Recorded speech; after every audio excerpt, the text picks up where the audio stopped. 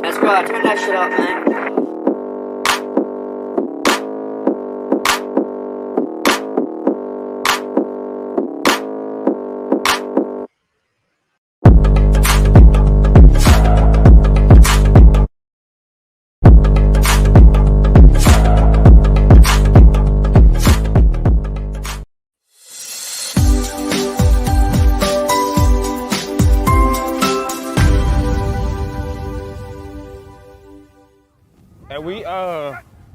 We trying to do full pass tomorrow? Do what? Full pass tomorrow? Pads? Yeah. Not allowed. You sure? Yeah. 100%. Can't do that. Why? I want to run the ball. Wait, what? Why? I want to run the ball. I know. That's training camp. What? You can do. There's nothing you can do. You're made for training camp. You've got. No, I'm made for Sunday. You've got. Hey, you see if Taves throw me on them teams? No, you can't do that. You're not. I'm not athletic enough. I don't think you're athletic enough, but you're tough enough. But I don't know if you're athletic enough. Huh? You can't do that, man. Once you're a big time running back, like I'm not. Once you're big time, and you know what they got me ranked at? Don't running wear back right Crocs now? anymore. You know what they got me ranked right now? Huh? You know what they got me ranked right now? Where? 25. What? Why are you looking at what they got ranked? I'm just letting you know. NFL, CBS. What? Yeah. It's cool though. It's cool though. Because guess what? What? At the end of the year, I'm gonna make all pay. Hey, and you can keep that on the mic up too, big dog. Oh, you're I'm hot. Wow. Family on three. 1, 2, 3. Family. Bro, beaver mouth. Hey man, hey, that's a episode. D-Mo, Mike, man, get who you get and got how you got. The Tape Never Lies Network. The tape never lies. Tape never lies. Starts now. Draft Dr. Phil and the smartest man. Keeping it 100. Keeping it 100. I go trading up. 100. Yes! What? Here it is! Just reported. There's no competition. Keeping it 100. The people drop off, but we still keep rocking. I know we need to run the ball more. I'm not an idiot. Keeping it 100, baby. Keeping it 100. Keeping it 100, baby. Open competition. Keeping it 100. The smartest man. My Chicago Bears select Justin Fields, quarterback, Ohio State. Guess who's back? The two dudes that kept it real. The dynamic duo that you love, the smartest man and Dr. Phil. Breaking down the film, never a problem, kick it straight. Most shows focus on stats, we focus on the tape. We keeping it 100, never running east or west. We coming with that truth, cause that's what our fans expect. Cut off the freaking anchor, moving forward to be free. But don't you worry, Shayne's got the dumbest tweets. It ain't no secret, Phil and Shayne got some haters. But now they're mouth stuffed like the true and now and laters. Debaters, frauds get kicked like Coach Tabor. Cuts had to be made, we added a barber moderator. Up and down, boys got you double checking. Sad sacks strolling like a fool drunk texting. Flexing on the truth cause you know they'll never change. Real, recognize real, that's what you get with Phil and Shayne. 100's what we do when we're breaking down the bears. Fuck a play or a captain, all of the unfair. The tape never lies, the truth, you see. We laugh, we lie, so there's no babies like Maybelline. Straight to the truth with acumen and facts. We got a sad nerd, but he's not just giving nerd stats. Car crash, big impact like Max sat. Every Wednesday night you got the smartest man and Phil back. Now we know you're smiling like a fat kid with fun dip. We're back better than ever and we keeping it 100. Keeping it 100, baby. Keeping it 100. Draft Dr. Phil and the smartest man. Keeping it 100.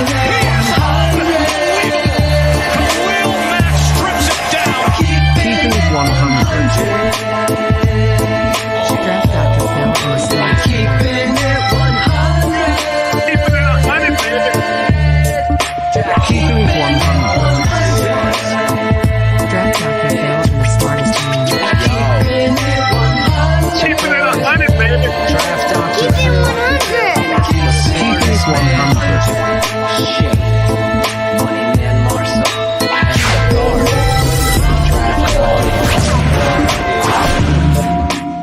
It's the #1 bear show on the planet.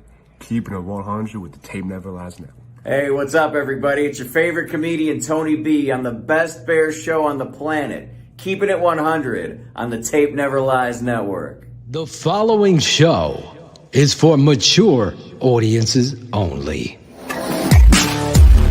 Shy City Sports.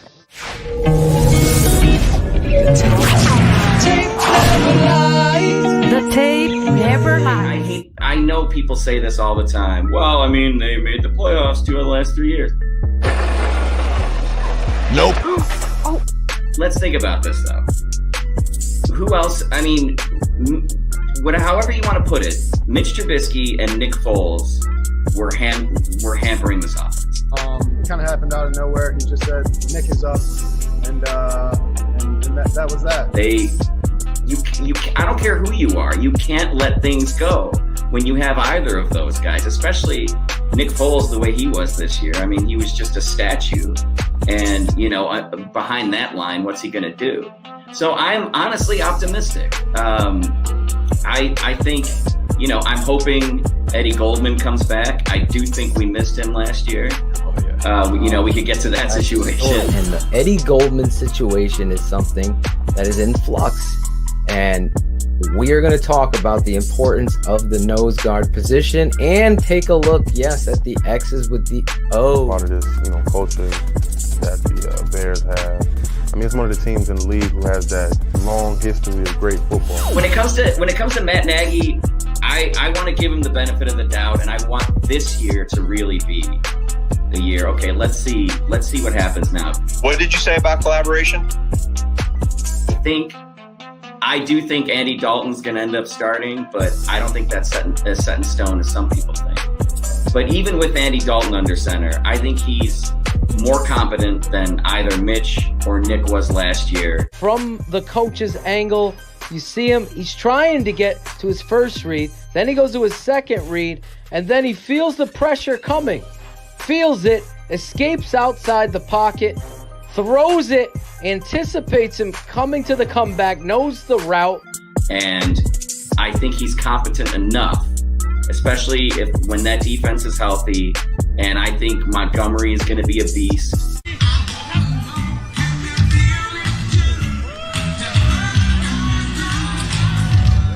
And I have to think the offensive line is going to be improved. They started to come on last year, and they're getting new players. Yes. Let's go, Jenkins! That's confirmed from Adam Schefter also. Give me a tackle or give me death! Better players, as we all know. So I really want to see this year. What I don't want to see is week 1. It's a night game at LA, and they're going to be pumped up. They got Matt Stafford back there. I want to see us competitive in that game. If we end up losing that game, it's not the end of the world. But if we end up coming out completely flat, then I'm really going to be turning on Nagy quick. They did it! What the fuck? What's your Tony? What is your Chicago Tony. guy? What is your, let's get into this a little bit. What is your take? Soldier Field, Arlington Heights.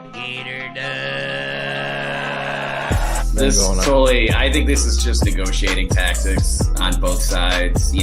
Both sides holding firm, and the Bears saying, but look, we put in an offer here. We could go.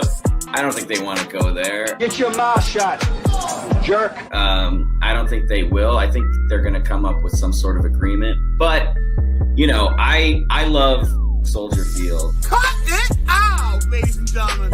All my memories are there, But if they end up somehow, they go to Arlington and they build some fucking state-of-the-art stadium and it's good for the team, it's not going to be the end of the world for me. But I really think this is just negotiating tactics. No. I think they're going to end up getting a deal and renovating Soldier Field. I totally disagree with you. I do too. Is that okay? No. I think you can go from $3.8 billion to it's 4.1. Forbes has them at 4.1 billion. And you can damn near double that.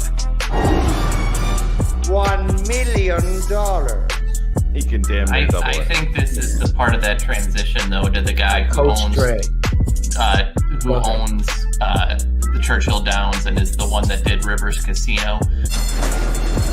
They're off in the Churchill Downs handicap. I kind of say this a lot, but when Virginia dies,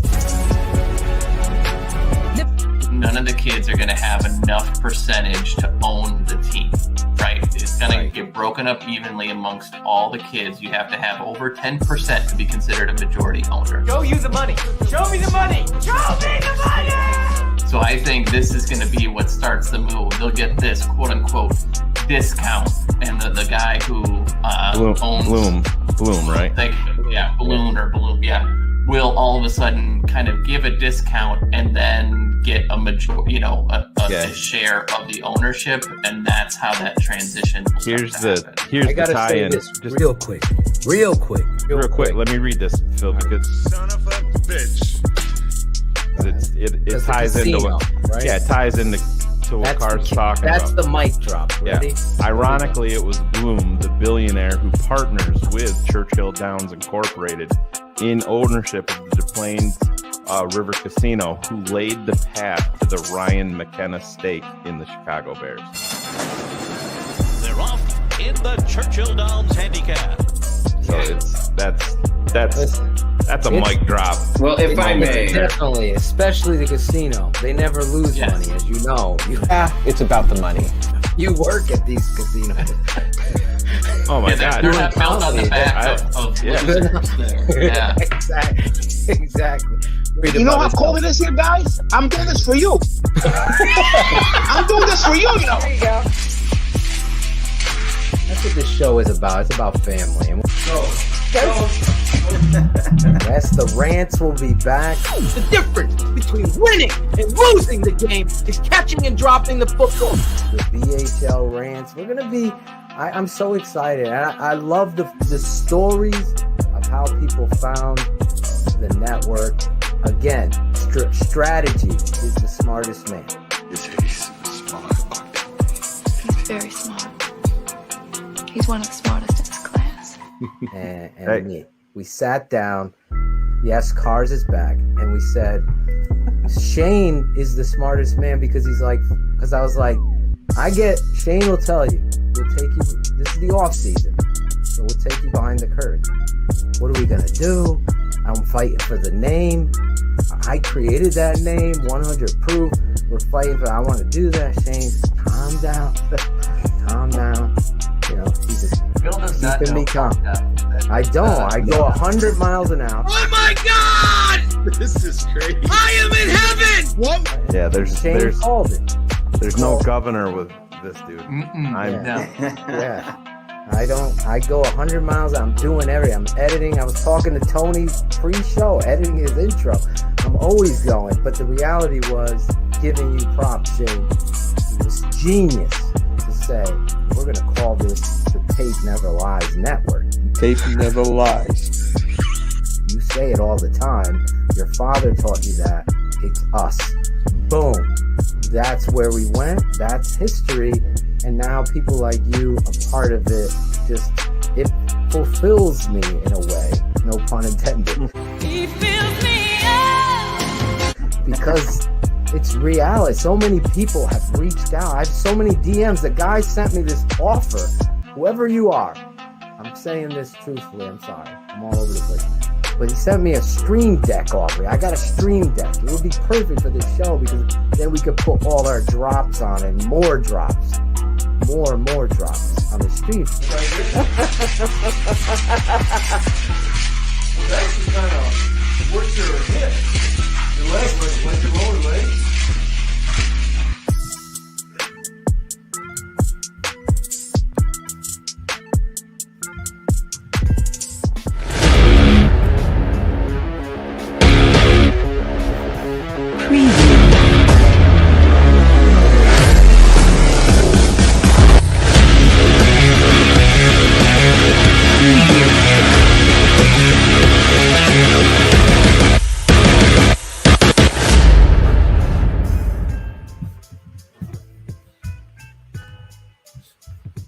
Yo, this is Claudio the Barber, and this is Shy City Sports Keepin It 100. We got another great show for you tonight. We got future Hall of Famer center Olin Kreutz coming on with his co-host of the No Name podcast, former Bears fullback Jason McKie. So let's get to it. Let's bring the boys from Mexicali on. Shayne, the smartest man, Marsaw, and Draft Dr. Phil. There they are. I always got you laughing coming in. What up? Mexicali. The long Claudio. Claude's dropping bombs right out the gate. Yeah, he's dropping bombs. He's got the long pause.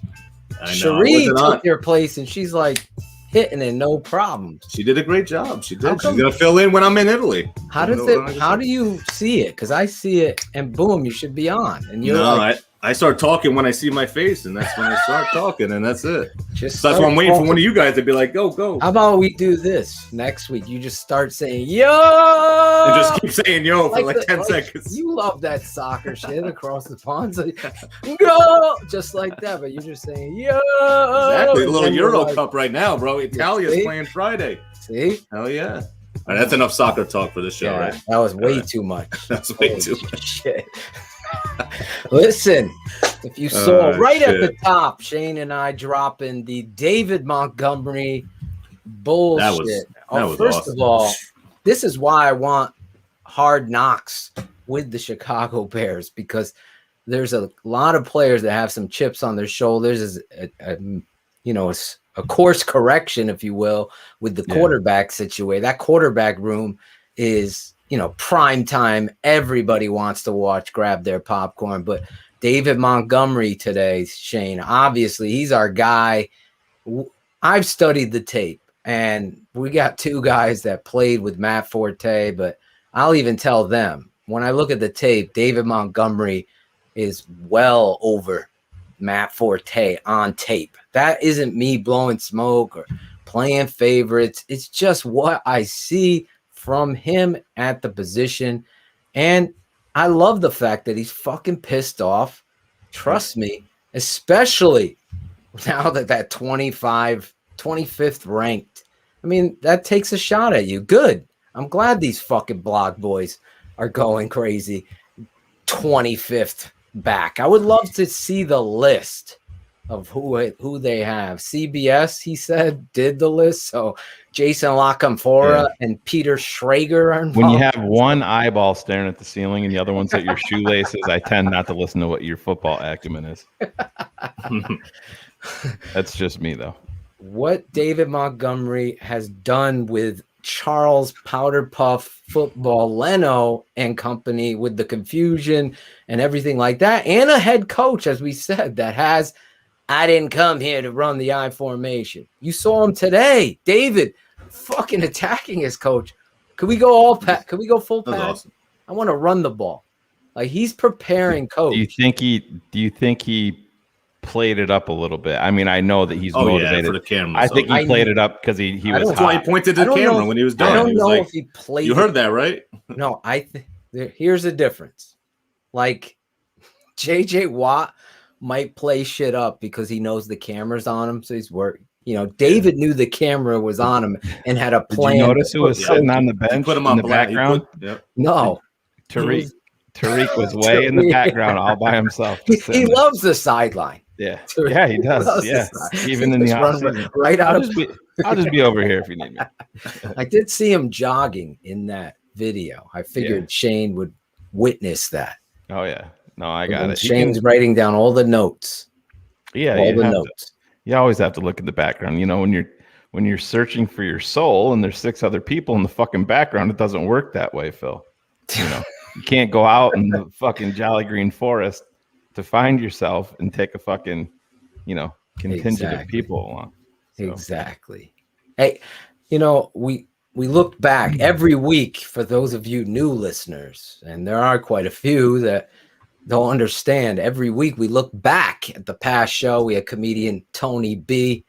He's touring out west, all over the West Coast as a comedian, but he's a big fan of this show. He might be in the chat, and he's a big Bears fan. So it was a lot of fun catching up with him. And this week, obviously last week, X's with the O's, me, Baralissimo. My dad looked at Mike Pennell. You saw a little of that mixed in there. There's a lot of stuff going on TTNL, but I wanted to address this. Obviously, David, we're pulling for him. There's a lot to get into tonight. We got two amazing guests, as Claudio said. Are you addressing Jackle's shirt? Or... You can't see it, man. Oh, Jerome's in the house. Jerome. Jerome. That is a dope shirt. I don't know what you're talking about, Shayne. That's a dope shirt. She was 5'2". She was about the same height as Phil, and we got into it. I won, and it looks pretty good. Newest invention here is called the Cobb Quickie. Skinnies are producing Chris Jackle. You've not met him yet. There he is. Hello. Kaden, take notes. There he is. Got to shout out my boy, speaking of Kaden Whitlow, our new guy on the network, producing, cutting all those clips, helping me get the sauce or the groceries to put together the meal there.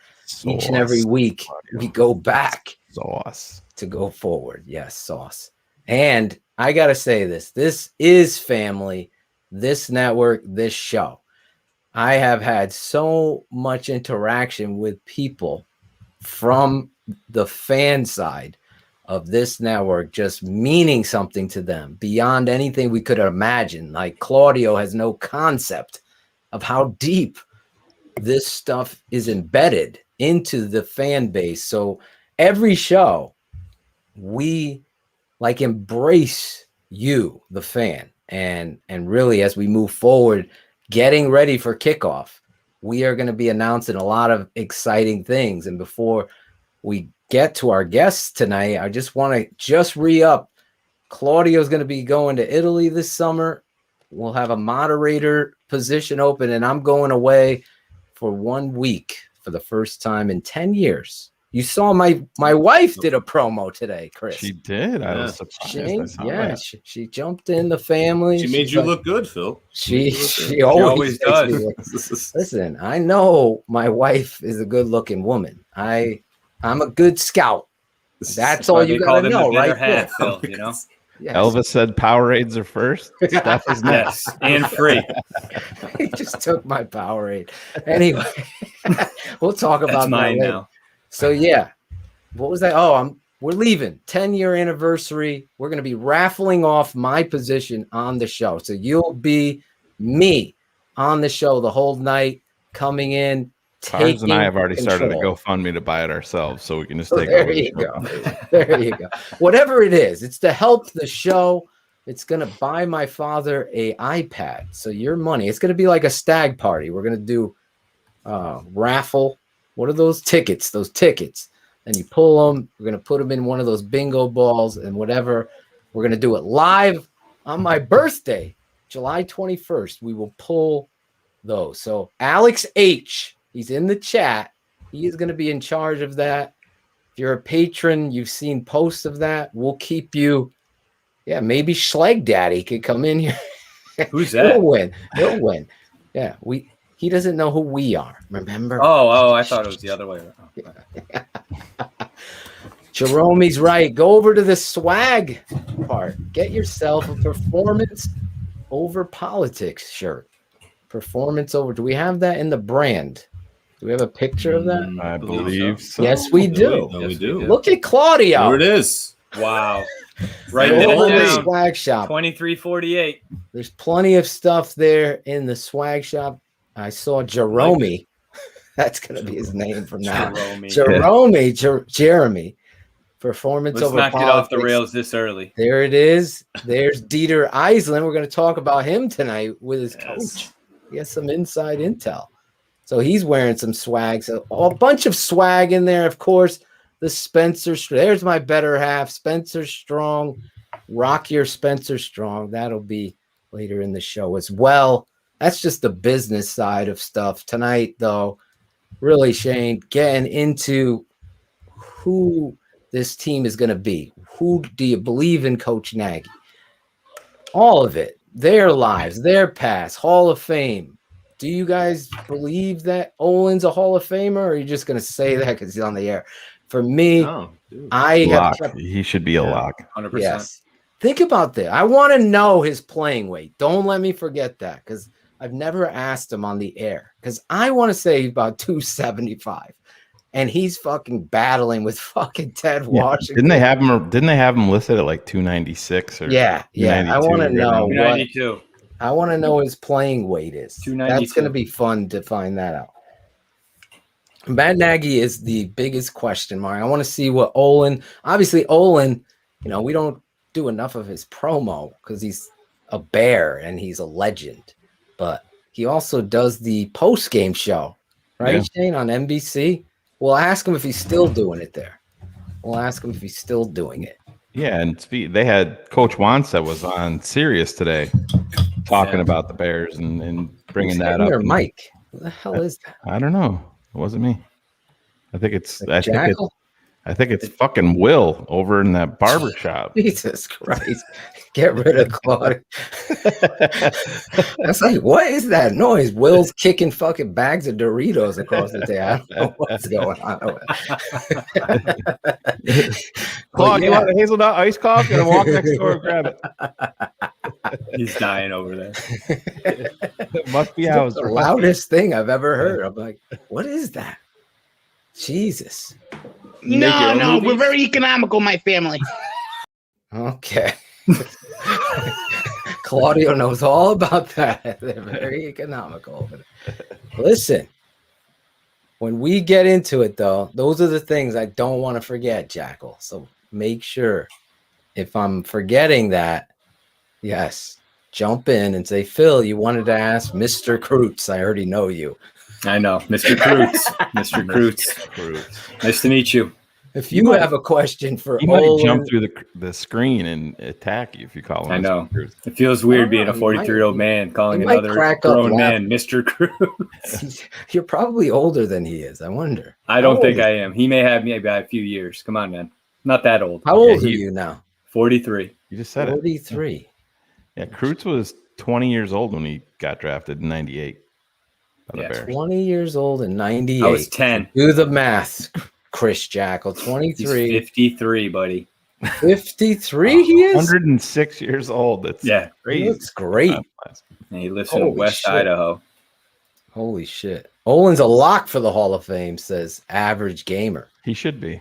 Yeah. Bears need another cornerback to have a successful season. Bears offense will explode. He's got a bunch of thoughts in one post. I think we should probably let Phil in on the secret. He's not really 53.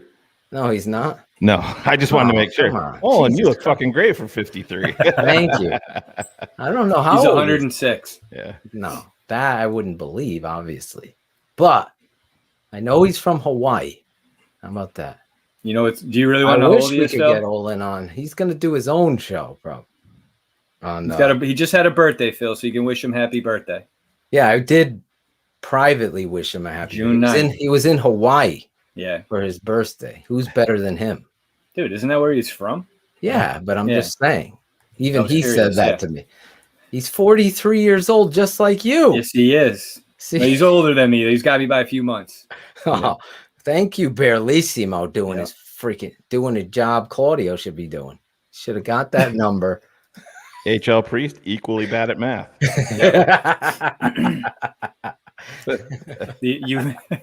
Never mind. Geography, math. Yeah, make a joke. I know where Hawaii is.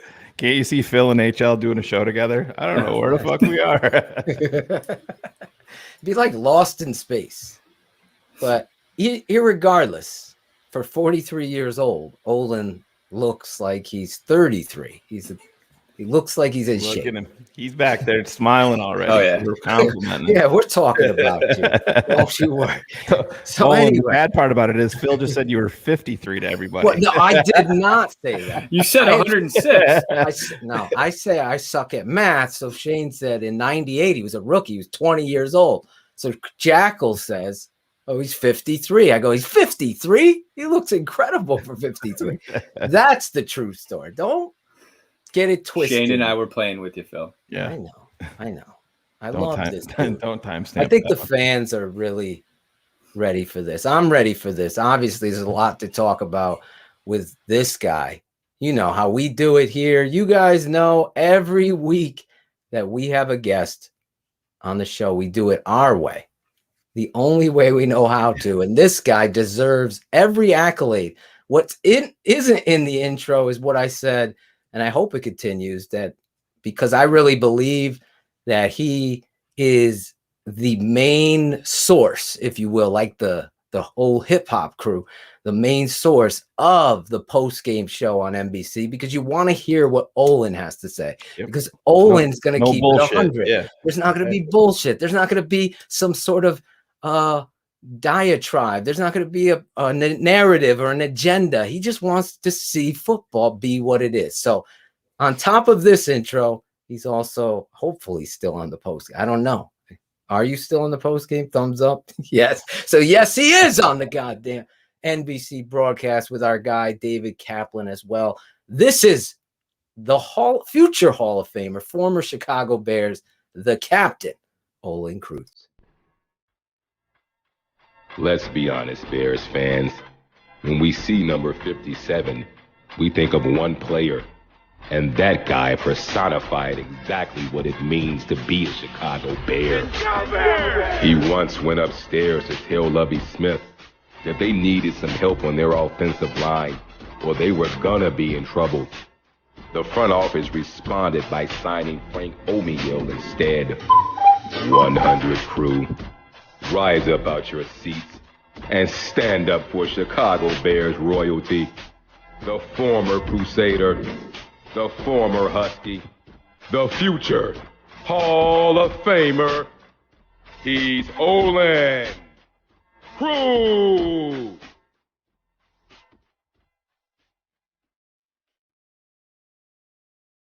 How could you not just bob your head to that? I mean, it's just amazing. There he is, our choice for future president of the Chicago Bears. Yeah. Oh man, CEO.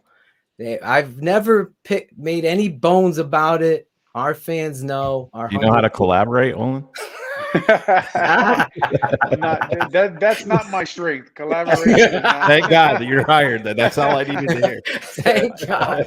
On the way in, I heard Phil say diatribe, so I gotta go look that up. Yeah. Don't let him put. He doesn't know what it means either. Let me go look He heard somebody at work say at the office today. So I got to remember that word, man, because that's above my head.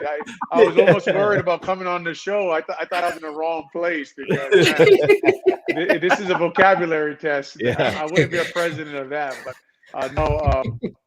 I don't mind collaborating as long as you're not totally wrong most of the time. So, yeah, exactly. I can do that. But I appreciate you guys having me on, man. This show is always great to be on. Oh, you're the best, man. I mean, everybody, as we went through, and we just started this network, it's in its infancy. So we had a bunch of fan show, and everybody was picking their favorite guests. And obviously, you came out on top. In regard, it was close. There's, a bunch of guests it's amazing lineup of guests, but right. I think that you stand out because you fit right in, because you keep it 100 and you know how to break down film and know the game, and you were the captain. So to hear the stories from you, how many quarterbacks did you play with?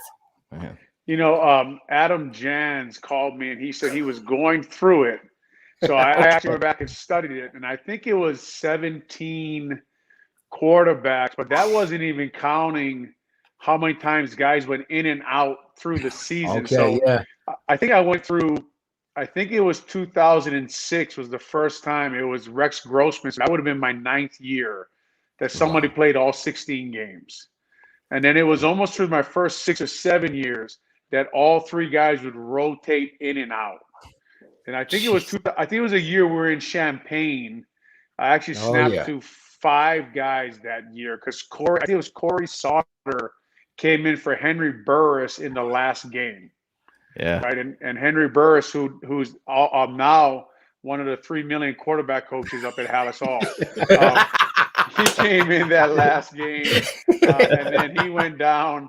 Obviously, Tampa Bay had that defense, that Hall of Fame unit, and Hall of Fame coaching staff. When you go back and study that group of guys going into that game, if you would have just known the coaching staff that we had versus Tampa Bay, I think it was Monty Kiffin, Lovie Smith, Rod Marinelli, and Herm Edwards was their staff. So very good coaching staff down there. And I think Tomlin takes over for Herm Edwards after that. So, I think we went in with John Shoup and the crew and obviously got out coached in that game. But, that was Henry Burst and Corey Sauter that year to end the season. Jesus. Well, it's amazing when we look at it because we got a lot to talk about, and I don't want to keep your former teammate. Now, as I saw, me and my wife did a little promo. Now he's your actual teammate again, your partner in crime.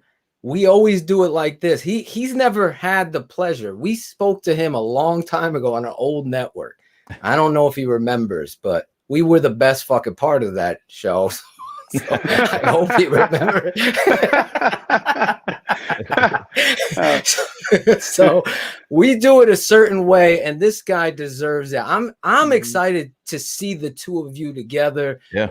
We also here on this network, obviously you see our fans as me and you talk, text.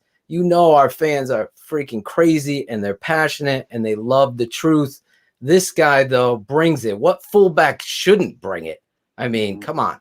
This guy, former fullback, Temple Tough, with my boy Olin Kreutz. They have their own podcast. That's why I wanted to bring them on the show, because we promote good stuff, good shit. And that's what they do on their podcast, the No Name Football Podcast. They keep it a buck there, too. So anybody that's watching this show, you better go over there, subscribe to their podcast, give them a listen. I know we got a lot of truck drivers. You guys got to check out their show. But needless to say, how we always do it, this guy, Temple Tough, the fullback, number 37, Jason McKie. This guy came to the Chicago Bears in 2003 and stayed for 7 seasons, where he played a position that Matt Nagy has most likely never even heard of. Zero thought of running football. To play the fullback position, you have to love the grind, love the true essence of the game. Determination, pride. All the while sitting back when all your hard work gets almost no attention from the media and fans. Once again, if you're going to do it big. They came back from out and let's get what they want. But the players know, and that's all that matters anyway. Pride and the love of the game. TTNL fans, Chicago Bears fans, let's get out our seats and show him TTNL loves fullbacks. Let's give it up for the guy that brought Temple Tough to Chicago. Never lost it. He's Jason McKie. Blood pressure high. Can't take too many more of them, man. Got it done. There he is. Jason, we got to come right out of the gate. Everybody in the chat is going crazy. He wants to know if Jason McKie knows what diatribe means. I heard you try to give Olin the spelling bee while I was in the waiting room. We know what we're talking about, but we'll butcher some words, man. Yeah, for sure. Welcome to the club. Welcome to the club. I don't even know what diatribe. I throw it out there. Jesus Christ, Shayne. Thanks, but you and Olin got me. But I thought it was a toothpaste. I was gonna say. I thought it was a tribe of CrossFitters. They're all dieting. That's true. That is another one. JMack, what's up, man? Thanks for jumping on with us, keeping it 100 on the Tape Never Lies Network. I'm Draft Dr. Phil. This is Shayne, the smartest man, we call him. The 100 crew is all around. We got our producers, the barber, Claudio, the barber in the background, and Chris Jackle. He's up in the Cape vacationing in a hot fucking attic in 100 degrees. But he's dedicated. That's what I like to see. Now, let's get into this, guys, real quick. You started this podcast. What was the impetus of that? Yes, I know that word. Mm-hmm. What got you guys together to do something like this? Go ahead, Jay. Well, you know, me and Olin, we always would work out together at his gym. We'd box a lot and always pop in, and you know, we do less working out, but we spend a lot of time talking about football and, you know, how things were in the locker room and talking about our teammates that we had. And, you know, it was just good times. It brought back a lot of good memories. And Brother came to me and said, hey, you know, let's do a podcast. You know, there's so many different guys out here talking about the game of football that, quite frankly, you don't know shit about what they're talking about. So we call them blog boys. We got to do it our way. Yeah, we don't hold back anything. We talk about what we want, and it's just like us being in a locker room. But like we say, when we put out our videos, we give it to you raw and unfiltered. You know, with factual data behind it. You know, we mess up sometimes, but we do try to, you know, present the facts. So, you know, Olin brought it about, and I was like, oh, for sure, I definitely want to do it with one of my favorite teammates, and obviously one of the best to do it in the game. So that's when we started the No Name Football Podcast. Awesome stuff. Yeah, awesome for sure. stuff. It was we would box together, and I just from talking to JMack, and I know we were doing analyst work, and he wanted to be. I know he was going to be a scout at one time, and then coaching Carmel Catholic. He was still involved in the game and knew his stuff, and I just thought to myself, man, if I ever did do a podcast, this is the guy, because he knows what he's talking about. He's still following the game. He's still following the Bears. And like you guys know, if you're coaching ball, well, then you know it. And he's coaching high school kids. And when you can break it down to that level, and then you can explain it to people also. So I knew that, you know, through the scouting, through the coaching, through still being a part and following the Bears, I mean, JMack knows his shit. And it was just an easy pick. Olin, talk about that real quick, guys. JMack, my father was a high school football coach for 33 years, head football coach. They got a stadium named after him. I was a high school coach. Now I'm coaching 5 to 7-year-olds in flag, my own twin boys. And it's the hardest coaching job I've ever had because you're explaining every little detail and it makes you a better coach. And really, a lot of as my father also would say, there's a lot of shoe salesmen in the NFL that are coaching that don't know and don't give a shit to teach that extra. You smile because you know exactly what I'm talking about. Talk about that, JMack. The high school level is I would say the master's class in how to be an amazing head or any positional coach. Talk about that. Yeah, it is difficult because, you know, after being able to play the game at the highest level, being blessed to be able to do that, and now you try to, you know, coach kids who are on a high school level, you know, you start saying terms in which you think they automatically know what you're talking about. Exactly. And realistically, you got to go back to the foundation of everything.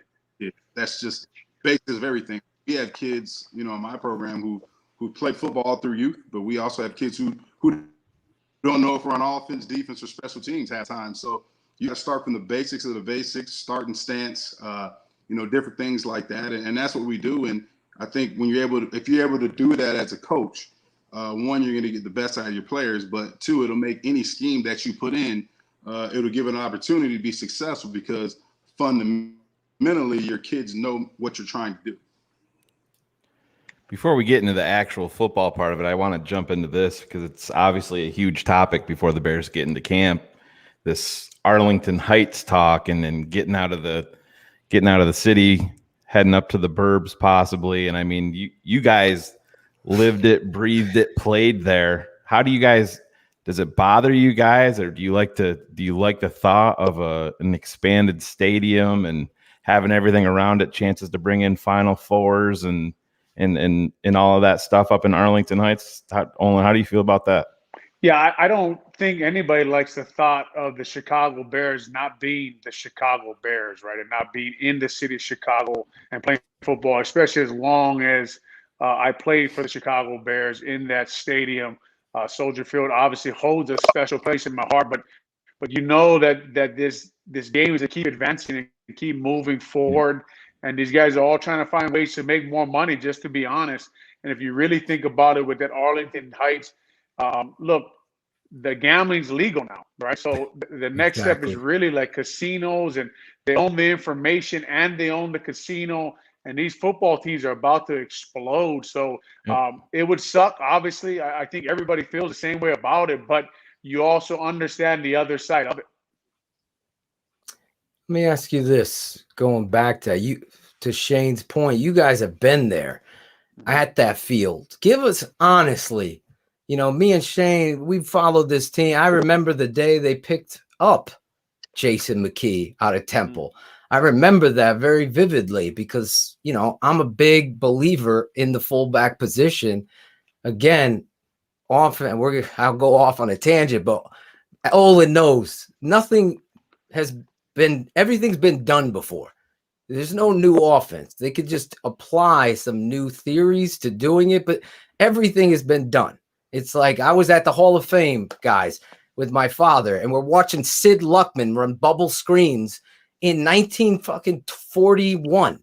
It was, and it's the reality. It's like Gary Crowton's offense was on the screen in 1940, and it's the truth because it comes full circle. So the fullback position to me is something important. I'm getting off my platform here. Soldier Field, though, you guys, they're throwing sawdust out there, painting it green before the games. Did you guys have an issue with this, or did you prefer getting up to date with the field turf, or is it like, no, we enjoyed the grass?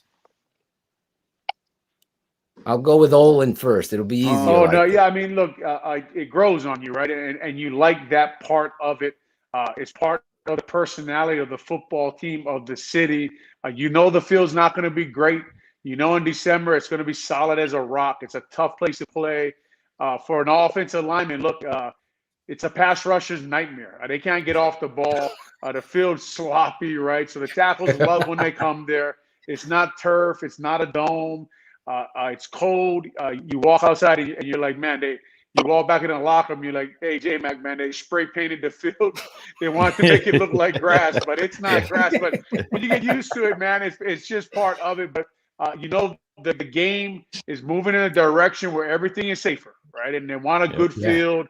The players' union's fighting for it. The players are fighting for it. I remember we played the Seattle Seahawks on the way to the Super Bowl. Rex Grossman throws an interception. I made the tackle, dove on the tackle. My neck, I got a stinger down on my right arm. I couldn't even use my damn arm the rest of the game. The ground was so damn hard. So, you go through stuff like that because it's January in Chicago. It's at Soldier Field, but you grow to love it. It's part of what you love about playing there. But I'm sure as JMack can speak to, you can feel the changes coming in the NFL. And really, like, if the mayor doesn't get on board, you can feel the fact that the Bears will probably move because there's just so much more damn money to make out there. Hell yeah. Yeah, piggybacking off what Olin said, it's obviously, owners want to maximize their profit. And the only way to really maximize it is to own your own stadium. Obviously, Soldier Field shares a special place in our hearts because, we played there pretty much the majority of our career. And, for me especially, my dad was military. So playing at Soldier Field, is just an honor for me to be able to do that. And, like Olin said, that field does take on the personality of Chicago. I mean, there's potholes on the field. I mean, there's all kinds of divots and all kinds of stuff on the field. Field's in terrible shape most of the time, but it was to our advantage because we knew, we knew the layout of that field. We knew the conditions, and a lot of teams coming in, they didn't know what to expect. So it definitely played to our advantage. And, it was a great opportunity and a joy to play there in front of those fans. Yeah, I think what we talked about, just as from the fans' perspective, I always used to talk to Phil because we're into the, draft and free agency and all that. I used to say to Phil, I'm like, they built this team. Lovey's teams are built on speed and quickness, and they're putting these guys out here on a fucking, mud track and wanting them to run. That was Gunley must have been pissed out there. What's funny is I used to tell Lovey, Lovey, look what Tomlin did with Pat Williams in the middle of his defense. Why not put a big nose guard in the middle of your defense? Because I knew it was hell. Like Pat Williams was hell to deal with, right? And that was the same. They were running the cover 2, right? And the other Williams, Kevin was getting up the field. And they were still coming off the edge and playing the same kind of defense, but they had a big nose guard in the middle there to stop that run. Well, obviously, I mean, past the extreme example, he's the best run stopper for years in the league, but it fit pretty well in with that defense. Yeah, it's unfortunate. I wanted to know, speaking of Pat Williams, he was probably 348 pounds. What was your true playing weight, Olin? Because there's a lot of guesses out there. Early in my career, it was right around 290. And then late really? in my career, it was like 285. Yeah, I was actually 290 already my junior year in high school. So I pretty much held that weight. Yeah, and I would lose 15 to 20 pounds to wrestle every year at 275. And we gotta get JMack a new camera, whatever's going on there. But I guess they don't pay Carmel Catholic coaches very much. You know what I mean? I don't know what's going on. I guess all our ex-Bears. I gotta get to my house the next time. Let's bring him up. He's a little delayed. He's got the Chicago Bears donate this internet package to most of these players. Hey man, what's wrong with your Wi-Fi, bro? I'm on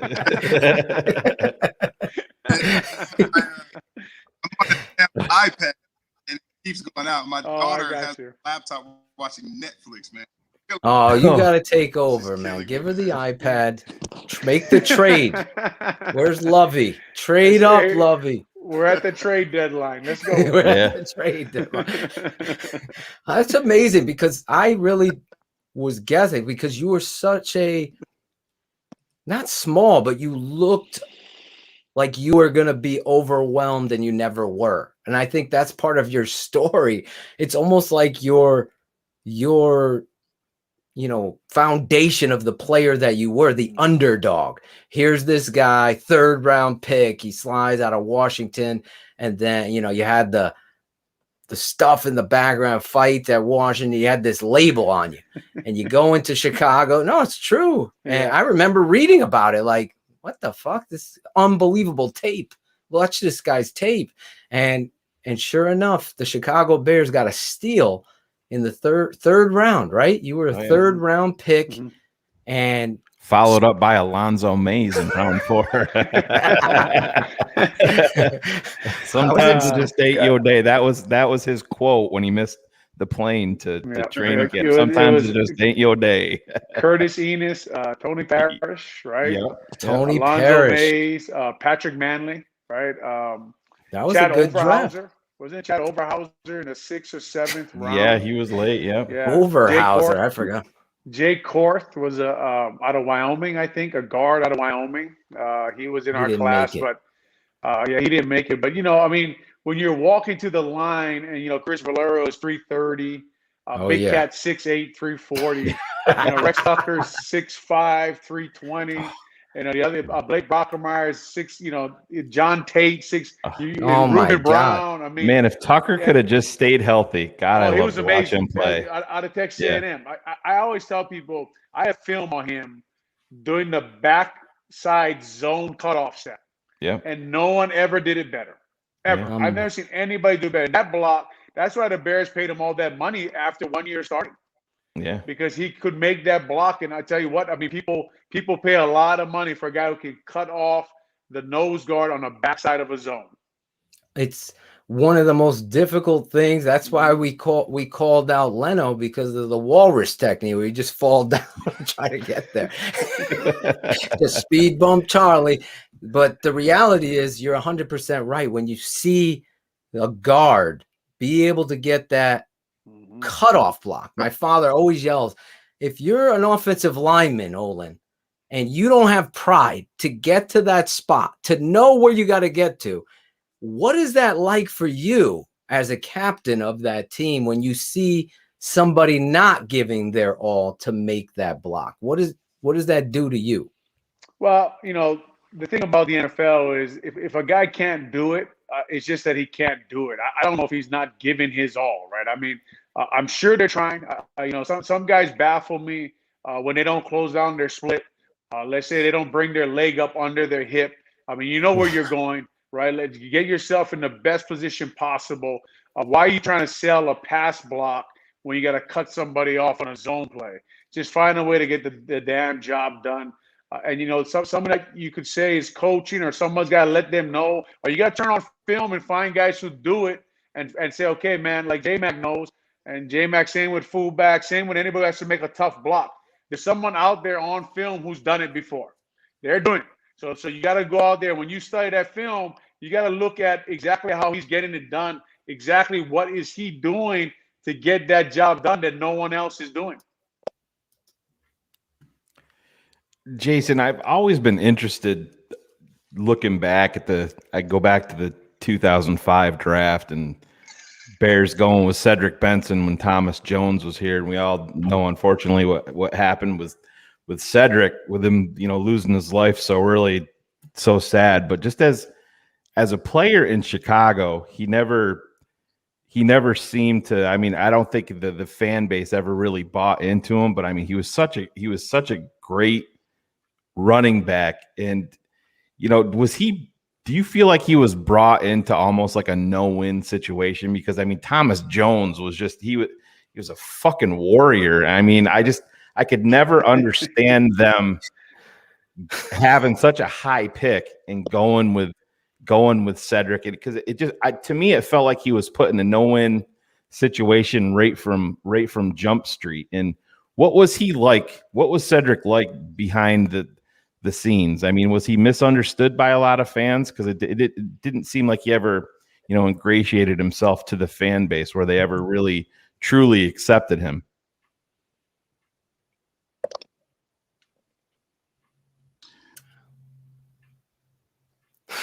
It's that internet, Olin. Yeah, I think he was, misunderstood. I think Cedric was a great running back. Olin will attest to that.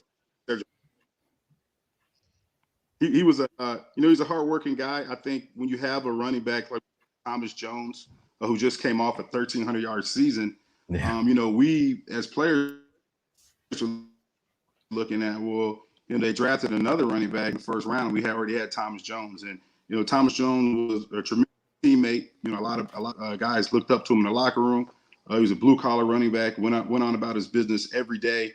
Put it all out there on the practice field and Sunday. So when you bring in a guy like Cedric, who's a high pick, normally if a guy like that is supposed to be your bell cow, in which you already had one like Thomas Jones. So it's a little confusion there. I think Cedric came in and thought the job was going to be his, but obviously when you have a guy like Thomas Jones, he's not going to relinquish that. You've got two alpha males in the same backfield, trying to figure out who's the lead guy. And at that time, Thomas was our lead guy. And when you have a guy like Cedric who had so much success at Texas and throughout his career, coming into a situation where, you're quote unquote drafted to be the bell cow, and he comes and now you got to sit behind Thomas Jones. I think that was hard for him. But at the end of the day, me and Olin talk about it all the time. As much as they may not have been the best friends, they went well together. Their running styles play well with each other. Thomas Jones 100%. Was more of a slasher and a cutback runner, where Cedric Benson, I call him Sonic. He was down in a hurry. He was like a bowling ball going downhill. Yeah. So I think those two together was a great duo. Third string tailback at backfield as well. A lot of people forget about AP, who was the Walter Payton Award winner during his time at Georgia Southern. So we have a backfield like that, and you have the in the leadership we had. It was you see why we were. We had great tough-minded individuals who ego, who wanted to go out there and put it on the line for their team and did whatever it took to be successful. Olin's getting fired up with your internet connect. I could tell he gets fired. He's like, motherfucker, go get the laptop. Anyway, these two guys, if you're just tuning in, Jason McKie, former fullback, Olin Kreutz, former center, Chicago Bears. Olin Kreutz, let me ask you this. Anybody could go looking back. I want to go look a little bit forward. Draft day. Obviously, Shayne joked about the collaboration. The Chicago Bears last season, obviously, they made the playoffs, but there goes Phil's internet. Everybody's in there struggling today. Well, there's a huge storm here. So if it's going crazy, I just got hit. Am I freezing? Yeah, you were. We didn't hear what you said. Shit.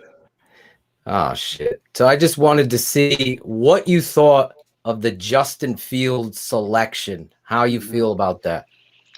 Honestly, I was excited just because when you're watching the direction the Chicago Bears are moving in, I didn't know where they were headed. I didn't know where they thought they were going to improve, to be honest, right? I didn't know where they were sitting in the draft, their defense. I don't know how you think your defense is going to get better after what you could argue now is probably the best defensive coordinator in the league leaves. That Fangio goes to the Broncos.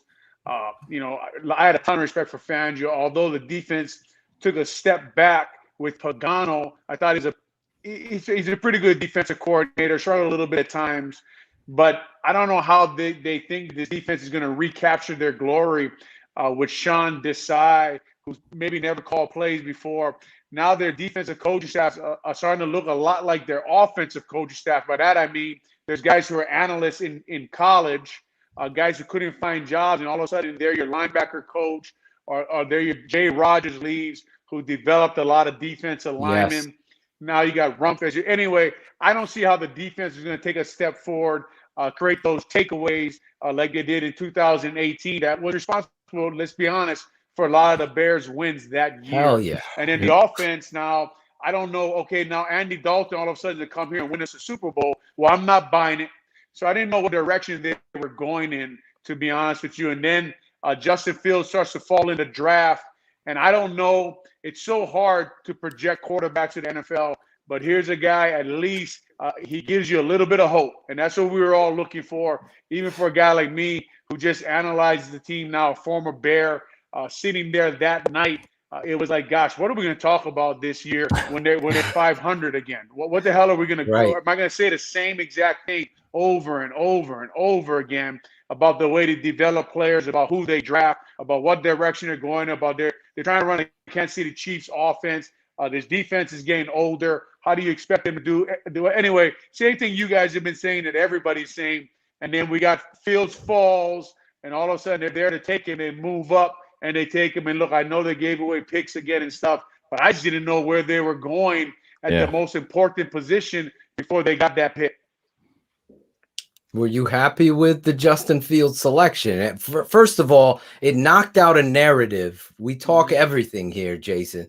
So there was this narrative about the black quarterback and the Chicago Bears always being overlooked. Obviously, they had two generational talents they missed on and took Mitch Trubisky, who had 15 starts. Everybody knows the story. Deshaun Watson and him played in the same conference. How anybody, any coach could watch those two play and come away and say, Mitch is our guy, should have been fired there. So to get me amped up and fired up as a high school coach like you know, it's like, what are we fucking doing here to win games? Watson's the guy. But they went that way. Then they get another Mike Glennon they try to sell on you. Brian Hoyer. All of these quarterbacks that Olin is at 17, for God's sake. Finally, I really honestly feel that there's somebody that comes into the huddle with that fucking get your head in this game mentality. This is my team. And listen, the Red Rifle, for everything, I watched his tape. He's got talent, more so than Mitch or any quarterback I've seen, maybe since Josh McCown. Because you guys could talk about Cutler better than I can. Because if God created a quarterback, it was probably Jay. But Jay didn't have it. He didn't love the motherfucking game. That's what I felt. That's what I saw. Because you could have just dominated if that's what you wanted to do. But anyway, leaders like Olin Kreutz make people better. I don't think Jay did. That's a long story to the question. Justin Fields, though, for you, Jay, was this the moment like, yeah, now we're cooking with gas? I know we got to pause. Dramatic pause. Yeah, I mean, I was super excited. How many massage therapists is JMack?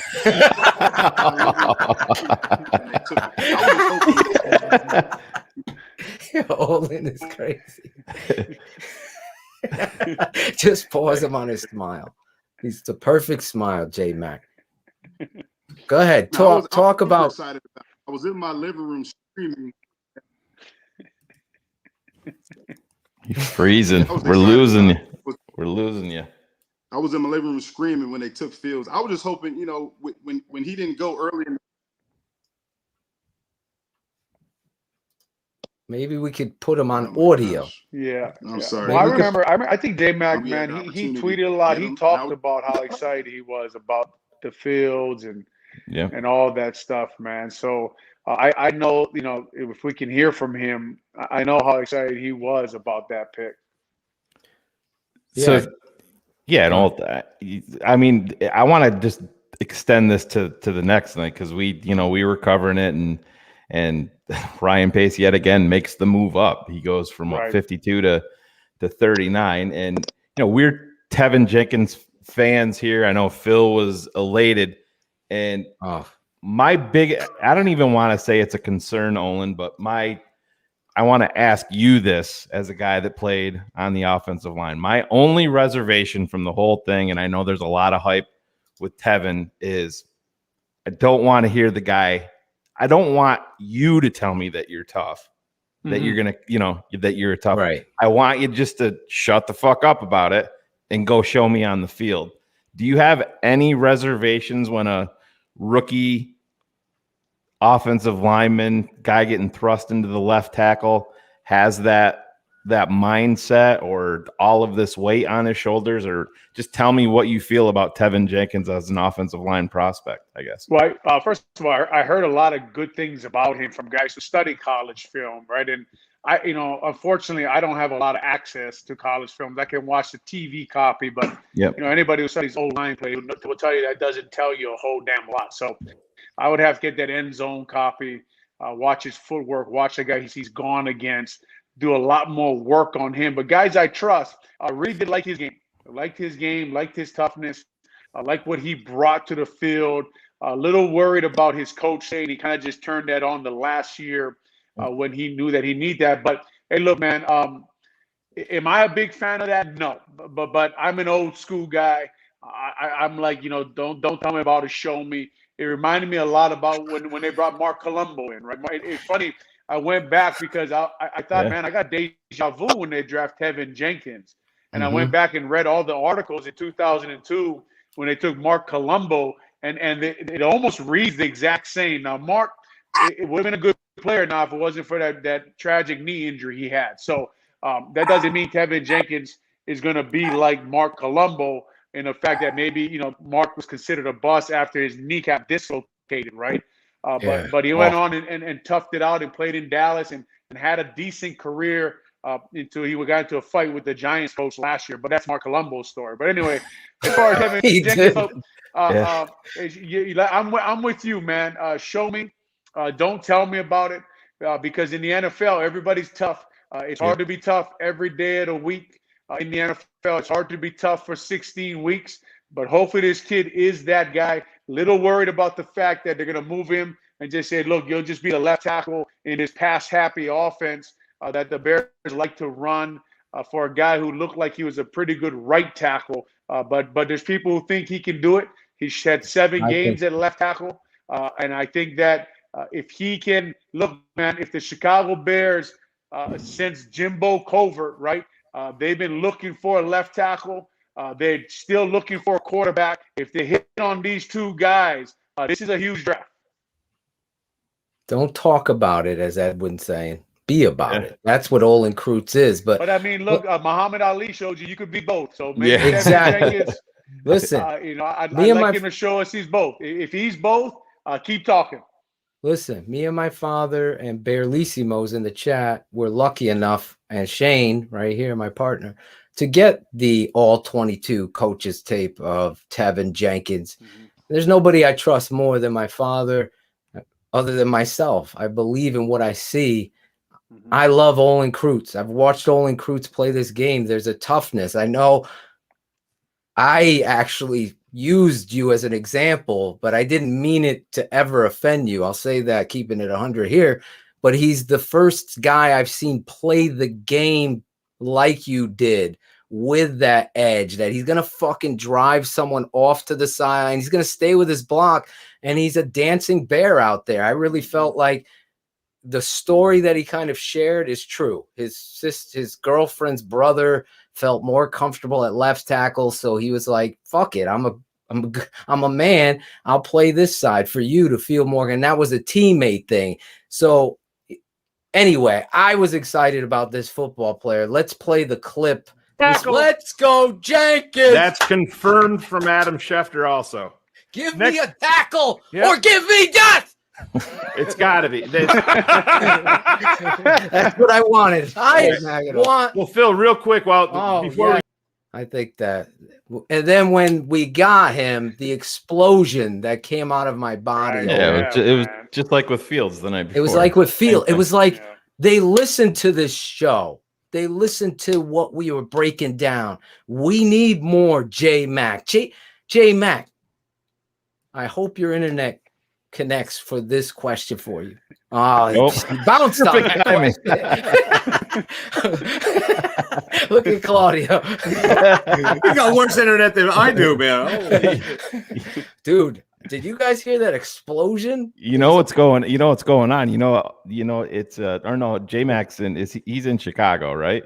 Yeah, is he in Chicago? Yeah, right. Yeah, Isn't that where he lives in Chicago, Olin? JMack? I don't want to say where he lives, but I don't think he lives in the city. No. Yeah, he lives outside. Right. You don't need to say where. No, but he lives around Illinois Chicago. Yeah. We've had some issues. I don't know why I had Connecticut. I was thinking of Connecticut with you, and it's a big day in Connecticut tomorrow. The first recreational marijuana. Claudio's gonna be excited. Might as well drop that for. Smoke weed every day. He's gonna be excited. There's hope. There's hope, guys. Yes, there is. There's hope. Speaking of hope, you had a hell of a lot of hope for center at that time, coming out of Iowa, James Daniels. That when we talk about a player that did the Swan, remember that show, The Swan, where they met a complete makeover, and that ugly chick or ugly dude would go and get his makeover, and all of a sudden they're like a new person. Well, James Daniels did that from year 1 to year 2. He came back and he was jacked. He was physically ready. You saw the talent in this kid. In fact, I can say this. You were like, this kid, Phil, will be one of the best setters, if not the best center in football by the time it's over. You still believe that? Do you think they're going to put him at center or guard? How do you think this interior is going to play out? And then I have a follow-up question. I think Cody Whitehair is going to be your left guard. They'll put Sam Mustipher at center and probably play James Daniels at right guard. James, when you just watch him make blocks, he shows you that he's capable of everything. And by that, I mean centers, if you can win a one-on-one run block in the NFL, you're invaluable. Not a lot of guys can do that. And James could do that. James had long arms. And he could make every block. Now, the thing that came out about him that I still don't know about, I think he was 20 when he came in the NFL. Yep. He was the youngest guy in the draft. Youngest guy in the draft. So they worried about his line calls, him getting everybody moving in the right direction. Part of that, to be honest, I thought was Mitch Trubisky's biggest problem was the fact that he didn't recognize defenses and he couldn't get guys all moving in the right direction, doing the right thing. And like you guys know who coached football and or played it, identification on offense, man, and getting everybody doing the right thing is huge. So this is Sam Mustipher's strength. He takes that pressure off of guys like James Daniels, like Cody Whitehair, and allows them just to block people. And like you guys just said, Phil, James last year at left guard was probably their second best player on offense, in my opinion, before he got hurt. Before he tore, I think he tore his pec, which was an injury that really hurt the Bears' offense last year. They think they found a diamond in the rough in Sam Mustipher, and to be 100% honest, I've been working with Sam now for almost 3 years, so I am cheering for him. Obviously I'm a bias to Sam Mustipher. I've known him since he was a young man at Notre Dame, when he used to go down and help Harry Easton coach Notre Dame's offensive line. So I've done a lot of work with Sam. I'm cheering for him to succeed, and I think they think he's a guy. I heard Nagy say this year that he's looking for multipliers, a guy who makes people around them better. And Sam was one of the first names that he mentioned. And by that, I just think he means he gets everybody moving in the right direction and doing the right things. So since you brought up Sam, I know through you and a few other people, you're working with this guy right here, former South African kid who went to, 6 years into organized football. We had him on the show. Obviously, with your bias towards Mustipher is my bias towards this guy. His Yale tape at guard is absolutely Olin Kreutz-esque in dominate and that kind of edge that you are looking for in that position. I know they've moved him to center and he's in the competition. What are your thoughts on Dieter as you're working with him? I know he's raw, especially that, but he did go to Yale and he's had to learn this game of football in such a short period of time. There's a lot of clay there to work with. What are your thoughts on him? Yeah, Dieter, he came to the gym for a little bit. My thoughts on him is like you just said, man. I mean, he gives you everything he's got. And he's a big, strong, and you could tell physical look on at the his football hands. field. Yeah. Oh, look at the TTNL. Gosh, he walked in, and first of all, most of his clothes didn't even fit. And I was like, this is a big human being. But unfortunately, he got nicked up a little bit, and I haven't seen a lot of him since. But I'm sure he's working hard wherever he is, and I'm sure he's developing because, like you said, man, he if you could mold him into being a pretty good offensive lineman in the NFL, he's definitely got all the tools. I appreciate it. Watching Sam, it was very evident what I loved most about him is nothing seemed too big for him, but he was always, if there was any sort of a dust up, Sam was always the first guy there, like that, the enforcer. And he was, as a UDFA and a young guy, I said to Phil, I'm like, holy shit, this dude's out here. None of this is too big for him, and he's just out there, and that's what gets me excited about having a guy like Teven Jenkins. If he proves to have that mentality at the NFL level, speak on that, Olin. When you start getting it, to me, it seems like the Bears have had a mentality shift on the offensive line. Because I always go back to 2018. Kyle Long was talking, and he's like, I asked my brother Chris, do you think if Parkey would have hit that we would have went on and did some damage in the playoffs? And Chris said, no, I don't, because you guys didn't have the right mentality on your offensive line, and you weren't physical enough. And to me, it seems like the Bears may have taken that to heart and seen that shift on that line. Speak on that and how important that is. Right. Listen, the Bears sold us on when they kept Ryan Pace and Matt Nagy, that these two young guys in their position, that they were learning, that they were getting better at what they were doing. And look, to their credit this year, it seems like they're trying to correct some of their mistakes that they have made. Not a lot of guys get to draft 2 quarterbacks in the first round. Ryan Pace got to do that. And like you guys said, they went and got Teven Jenkins, and they're trying to change the mentality of your offensive line, which is the engine of not only your offense, but your whole damn team. It's your identity. So, look, I mean, the more guys you can get there, the more that unit can become a wolf pack. And by that I mean, look, the strength of the wolf is the pack, and the strength of the pack is the wolf. And we used to do, look, if we're eating lunch, we're all eating damn lunch. If we're late to meetings, we're all late to meetings. If we're on time, we're all on time. We just always move together. If there's a fight on the field, I better not see you on film, not in the pile. That's non-negotiable, right? Either that or you're not welcome back in the offensive line room, and you got to deal with us. So That's what I think they're trying to build there. And like you said, that's exciting, man, because as much as people don't know this, if you've been in a locker room or part of a team, that's what winning football looks like.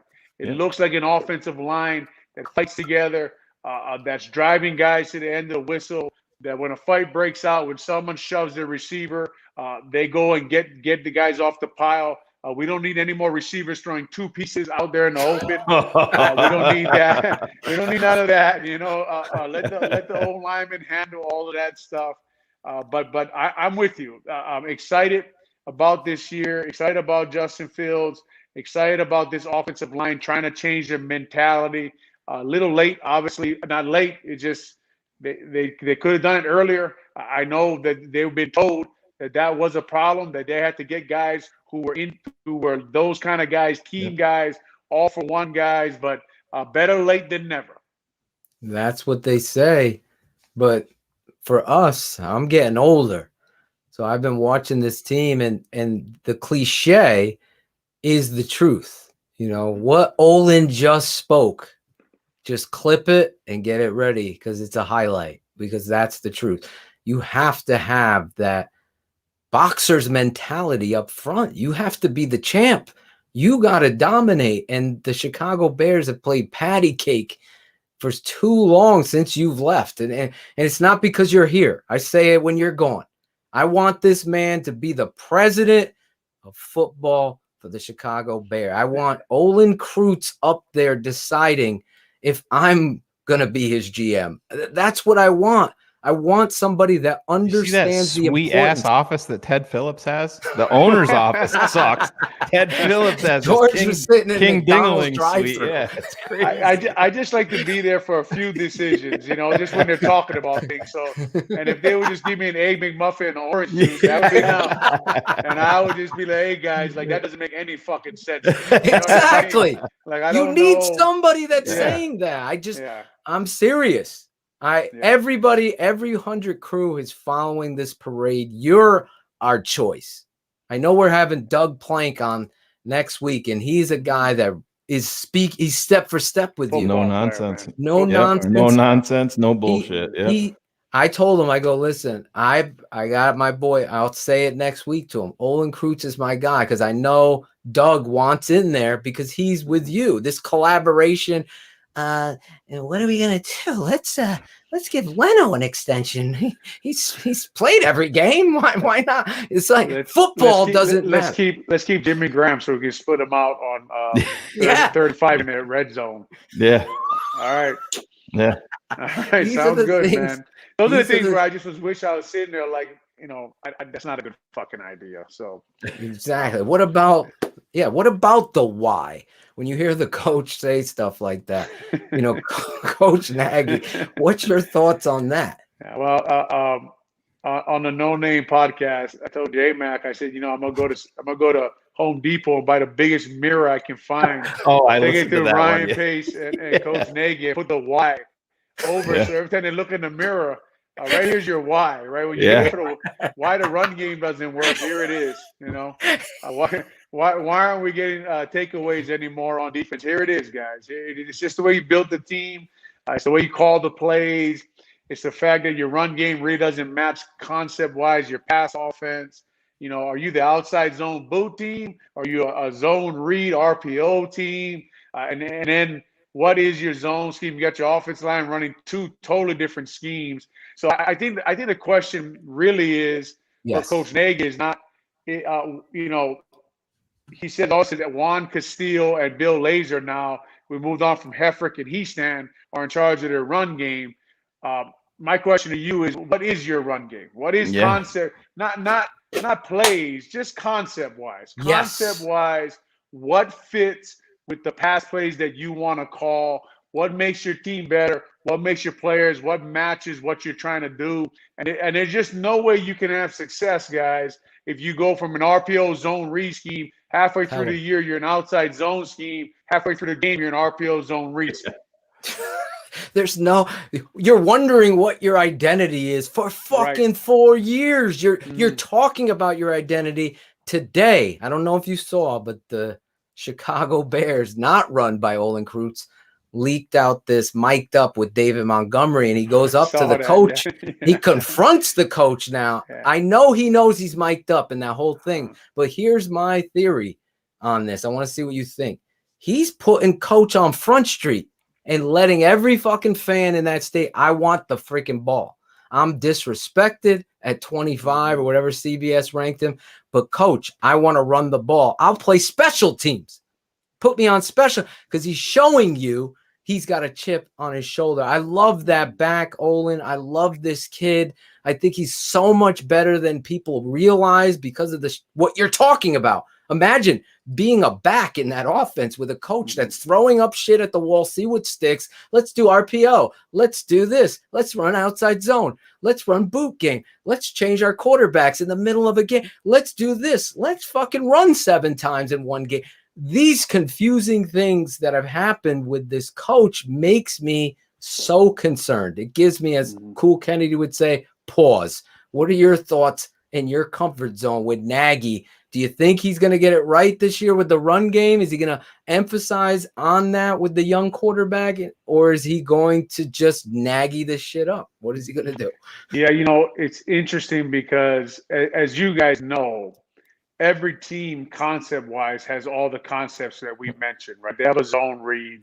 Exactly. They have an outside zone. I know I called a coach one time who is it? I won't say who it is, but he's an assistant on one of these outside zone teams. And I asked him, I said, well, what is it that you guys do different that no one else does?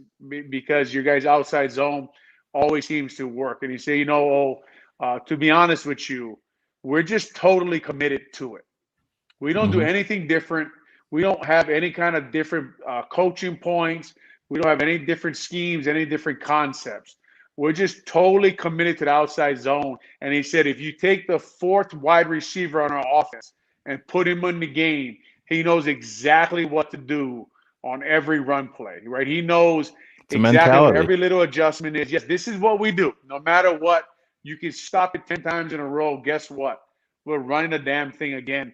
Concept-wise, it doesn't have to be the same formation. It doesn't have to look the same, but it just is the same concept-wise. And I think that's where the Bears hurt a little bit. Now, as far as this thing with Montgomery goes, the one thing that did give me hope was the fact that, and I know maybe Coach Nagy didn't know, but they were having that conversation, which means that he's comfortable enough to go up to the head coach and tell him, look, man, we need to run the ball here. I want to run the ball. I'm with you. I like David Montgomery.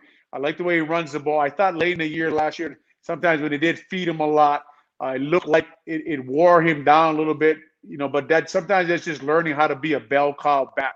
But as far as that was a little positive for me. I thought to myself, well, Coach Nagy now, a big part of being a good football coach is not having too much of an ego. And him having that conversation with Montgomery was a little ray of hope for me. Like, look, man, just like Ryan Pace learned, he went after a tackle with an attitude. Yes. He took Justin Fields.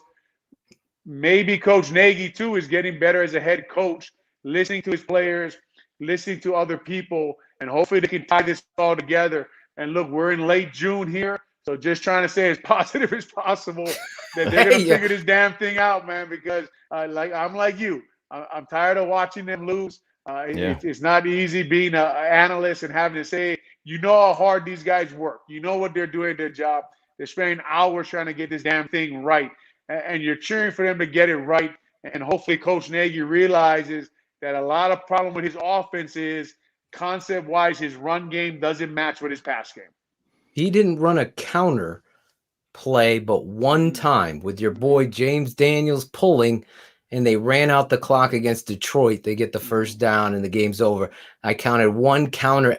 There's nothing that counters anything philosophically that you're doing. It's just and you put it perfectly right? It's counter what you're doing. A counter to what the play. So you slow the linebackers down. You slow down the reads of the defensive linemen. They're just not eventually, because look, no matter how good you are in the NFL, these guys are great, and they kind of get a feeling for exactly how they got to fit in their run fits. Exactly. Nothing slows them down. You can't run the ball on these guys. So you got to put some kind of counter in. The Rams, they put in that nice counter off the outside zone this year where Cooper Kupp was coming back like a fullback, Yep. And nobody could stop that damn thing for weeks. And all it did was it just looked like outside zone. It was a little bit of a counter. It screwed up all the linebackers' reads. The nose guard was flowing too fast, and they're coming back out of that. And that's all. Like you're saying, you put it perfect, Phil, man. They need something like that. Real quick, I just want to update Olin and Shayne and the fans. JMack texted me. He's like, guys, I don't want to ruin this show. You guys got a dope show. Let me reschedule to come on. I don't want to let down my center either. I just put that in there. But JMack never, man. Never. Yeah, we got it. He is awesome. I had so much planned for him, too. Some highlights I wanted him to break down as a fullback of JP So real Holtz. quick, I gotta ask Olin something. This is totally off, not present day, but before we get you out of here, because you've been so gracious with your time. David Terrell, way back in the day. I always had big expectations for that guy. Was he just a jackass and didn't take it serious, or was there more there? Was it just the quarterback situation? Yeah, I'm with you, man. What a monster that guy was. Yeah, I was so excited. I ran into him a couple years back. I was in a radio show downtown. He was walking through, and what a specimen that guy was. I know he had a few good games. I guess, I was in the wide receiver room with him. And like you said, there was so much change at that time, right? There's so much offensive coordinator change, the quarterbacks. Allen Robinson's going through some of that now. But, if you compared the two, Allen Robinson is always in the right place, running his route at the right depth. If he's supposed to be 7 yards and out, he's at 7 yards and he's going. And maybe David was at 8.5. And look, in the NFL, what guys don't understand is that's the difference. Yeah. That's the difference in making it, and that's the difference in not making it. I should even said 8.5. If you're supposed to be at 7 and you're at 7.25, that's a big difference. It's usually NFL. Anthony you Miller can't do it like that. And it was probably that because he definitely had the talent. Yeah, I just always wondered. That was Corin Robinson was the other wide receiver in that draft, and David Terrell fell to Chicago, and I'm like, oh shit, we finally got a guy that fell into our lap, and I think he had like 7 touchdowns as a rookie, and then like you said, just going through quarterback after quarterback after quarterback. I remember he got so excited when you guys signed Jeff George. He's like, oh, he can sling it, which he obviously could, but he could. He was there for a reason. Yeah, for sure. Olin, were you ever in the huddle with any of these quarterbacks? You don't have to name any, but you were like, fuck, this kid or this guy, he's not going to do it for us. But you play anyway. Did you ever feel like the game was lost before it began in this franchise with that position?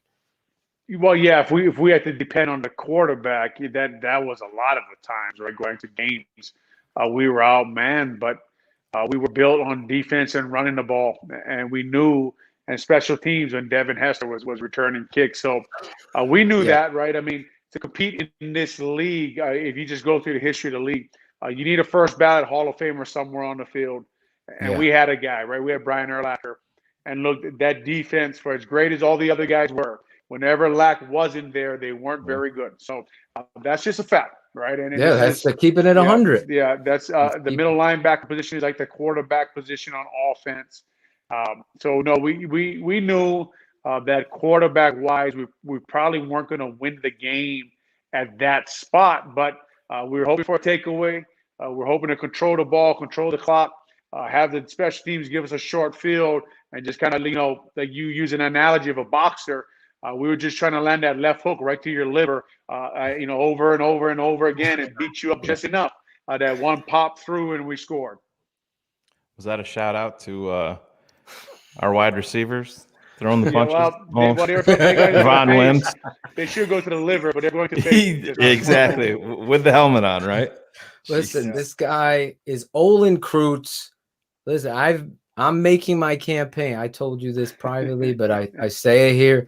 We're pushing for this. So no matter what happens, I really believe, and you can answer this yourself, but I really believe you take a lot of pride in watching this team because you poured your heart and soul out. So there's some players I've been around that are like, fuck this team, or I can give a shit about it. But you, I know, legitimately care. And that's the recipe to get this thing turned around. So there's going to be nobody else that I would turn to in regards. We might not agree on everything, but I'm going to respect this guy's opinion, number one. And that's you, Olin. After every Bears game, obviously, he's on NBC Sports. What's the name of the show, Olin? Bears you don't know Postgame. it. Bears post game. They might change it. So Olin's being like Lunch with Larry. It's a real simple name. Lunch with Larry. I'm just kind of hoping that's the name. What was that big diatribe? Yeah, diatribe. Hey, I'll never forget. Olin, we'll get you out of here. But what's your favorite uniform combo as a Chicago Bear? Are you a white-on-white guy or? No. Well, offensive linemen are never white-on-white guys, right? We look like marshmallows coming out. Urlacher used to love the white-on-white. Obviously, his physique. Poor Ted Washington. Yeah, Ted. Ted, I don't know if he cared. The color didn't really matter with Ted. Right? I mean, I guess the blue on white, the home is nice, and the Bears jerseys, the Bears uniforms are some of the best in the NFL. Just simple, plain, and just old school, and a lot of history behind them. I hate white on white for the record too. I just never liked it.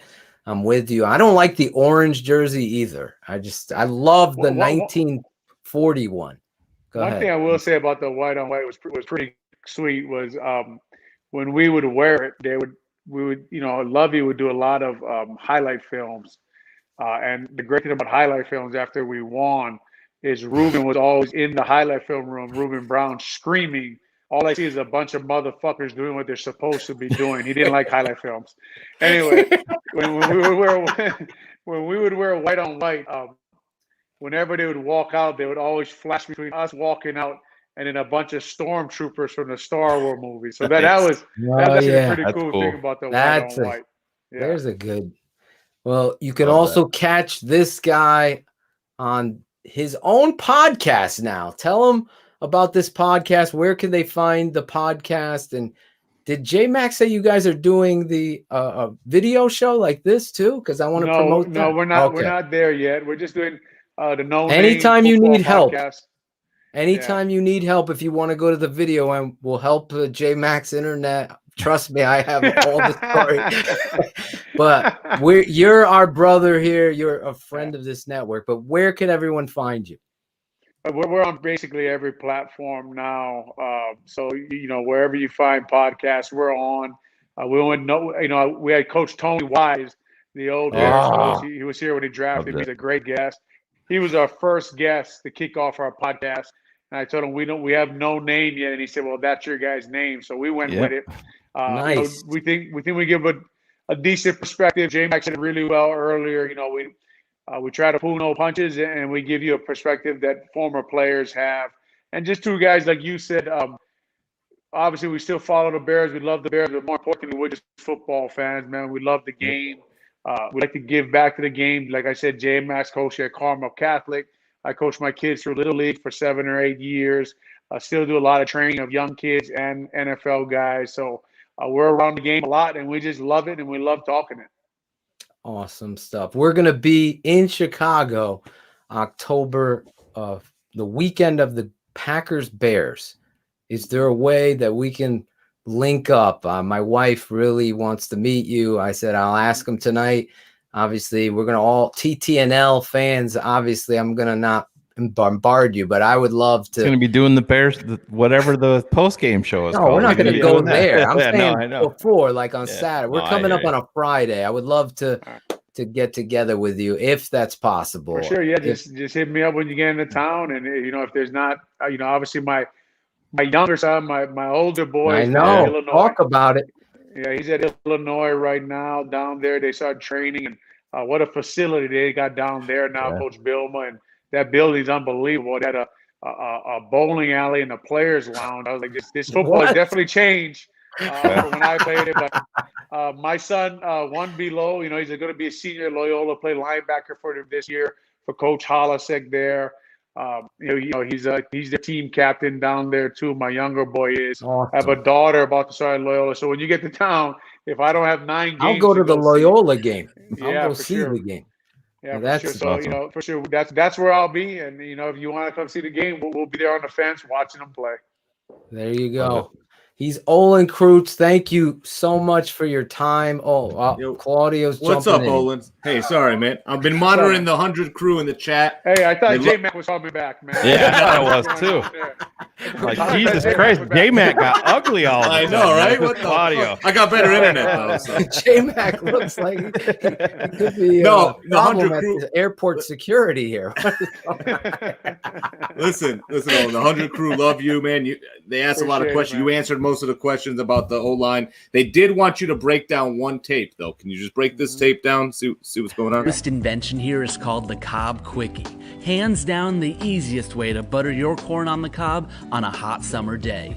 Simply grab yourself a fresh stick of butter and using our patent-pending firm grip design, place the butter directly onto the center spikes. Did you see who it was in the background? You see Olin? Aaron Rodgers is sponsored. Aaron Rodgers. I did not see that. I thought I was watching a prison clip. I thought I was get through the 10-year sentence. I didn't know what was going on. They were just missing the gloves, it looked like. Oh, man. Awesome, bro. You're great. Love it. Everybody's favorite center, future Hall of Famer. Yes. Get those votes. Push it out there, guys. And as we watch the season together, let's push for Olin to take over. I really believe in this man. Everyone's pushing. I'm pushing for him. I really believe that. Not because he's here. I say it all the time. Olin, thank you so much for your time. Best of luck to your son at Illinois and your daughter and son at Loyola. This is awesome. So I love you. I really appreciate it. Thanks, man. I gotta leave you guys with this. Early on in my radio career, I was talking about Loyola, and I said, in Illinois, and I ended with the S, and I called Holacek. Some guy tweeted at me and said, "You're the biggest idiot I ever heard on the radio." Oh, Jesus. But yeah, I learned a lot. Yeah. Now I know how to say both. I appreciate Bill calls it guys, Illinois all the time, so it's okay. Yeah, I don't. I'm from Connecticut. What are you talking about over here? That seems like a Olin. diatribe, right? Appreciate it, guys, man. You're the man. Very much. Thanks, Olin. All You're the best, man. Olin Kreutz. If you're not a fan, I honestly don't know what to tell you here. He's just unbelievable. Listen, I was gonna play this with JMack, but let's play it now. I didn't want to play it with him there. So this is Olin. Don't shake your head. Play the most physical half you've ever played, and we will win this game. Yes. If you hit somebody in the mouth, I still get chills watching that game and listening to this. Hit us in the mouth kickoff. It hit me in the mouth, and I didn't do nothing about it. This half is going to change. Okay? No yelling. Physical, though. We're going to get physical. We're going to get ugly right now. Don't get no personal fouls, but in between the whistle, get ugly. We will win this game. I promise you. Yes. Okay, let's go. Let's go. World champs on 3. 1, 2, 3. Dude, they went on to beat the Arizona Cardinals in that game. You heard him say it. Let's fucking punch people in the mouth. Let's play to the whistle, though. Don't go beyond the whistle. And he's keeping it 100 there. And that was one of my favorite interviews ever, even with all the fucking internet issues, man. You think we got a leader like that on the O-line right now, guys? I don't know. No. I honestly I don't know. Listen, I think he's got to work on his game, Sam Mustipher, but like I said, I don't want to say that he's, Olin, I know Olin is working with him, but I don't think Olin is going to, put bullshit out there. And he does, like I said, I think he's got the makings of what you want for a leader. And I mean, you just, like I said, Phil, I don't think you can undersell a guy that was, pulled off the scrap heap of the NFL draft. I mean, that sounds awful. He's still super talented, but a UDFA expecting to get drafted. And he went in there and was he perfect? No, but he's improving. But it's that mentality. You start to add 1, 2, 3 pieces. And now you're talking, you're talking about Sam Mustipher. Yeah. Talking about Sam Mustipher there. And it's Olin made a great point. They're talking about he didn't really feel like it was on James Daniels, that it was more so on Mitch. And this guys, listen, I hate to bring number 10 back up, but Phil, how often have we talked about he had all the talent that you wanted? It was this. It was up here. If you get between into the ears. Yeah, if you get into the NFL, you have all the talent. Olin Kreutz tonight, this is football talk. Olin feels comfortable with us. That just shows you what the network is. I fucking keep it a buck 100 times out of 100. I'll face off anybody. That guy, I have nothing but respect. He is a generational leader. He was born a leader because he was an underdog. As I said, he laughed. You look back in that video, Phil. That's what. Oh yes, that was number 30 leader. Sitting right there next to him. Yeah, they had two of the best leaders in the history of this franchise, and right there together. He dropped some fucking dimes tonight, and he doesn't even play quarterback. He talked about Brian Urlacher. Did you hear what he had to say? It's not a shot at any of those other guys. Let me just tell you something. You don't go to the fucking Super Bowl without a first ballot Hall of Famer. He's fucking talking up his boy. They might not even talk that much, but the reality was Brian Urlacher was a first round Hall of Famer. I might not agree with any of his fucking politics, but you know my stance on things. Yeah, but that's performance over politics. He performed, and then you take away what he's saying about Sam Mustard. He's keeping it 100. You know, he's pulling for that guy, just like I'm pulling for Dieter. Hey, the best man wins. But he gave you a little nugget there too. Yeah, he's nicked up, and that's important. Yeah. Well, he's ready now. He told me that, so that's good too. And then we talked about the situation with fucking Counter. How many times, if you're a young coach, if you're somebody who wants to coach or play the game, you cannot, and I had to learn this a long fucking time ago, you cannot run plays. You just can't. That's not ever going to win. You have to instruct the fundamentals of football. Where's Bullets, my boy? The fundamentals.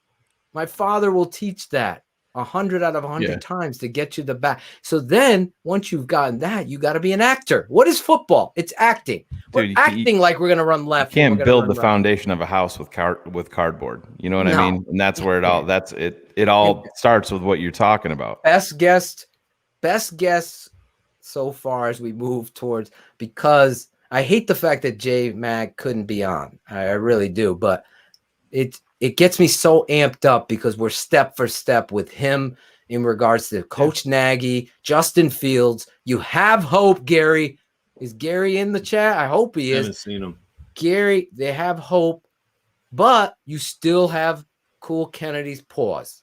You still have pause because Matt Nagy, is he going to get it? Is he going to do Sean Sierra, get his grubby little hands on the thing? I don't know. All I know is I love David Montgomery. I love the Justin Fields pick. I love Teven Jenkins, and I love what Olin Kreutz said about making the attitude change along the offensive line.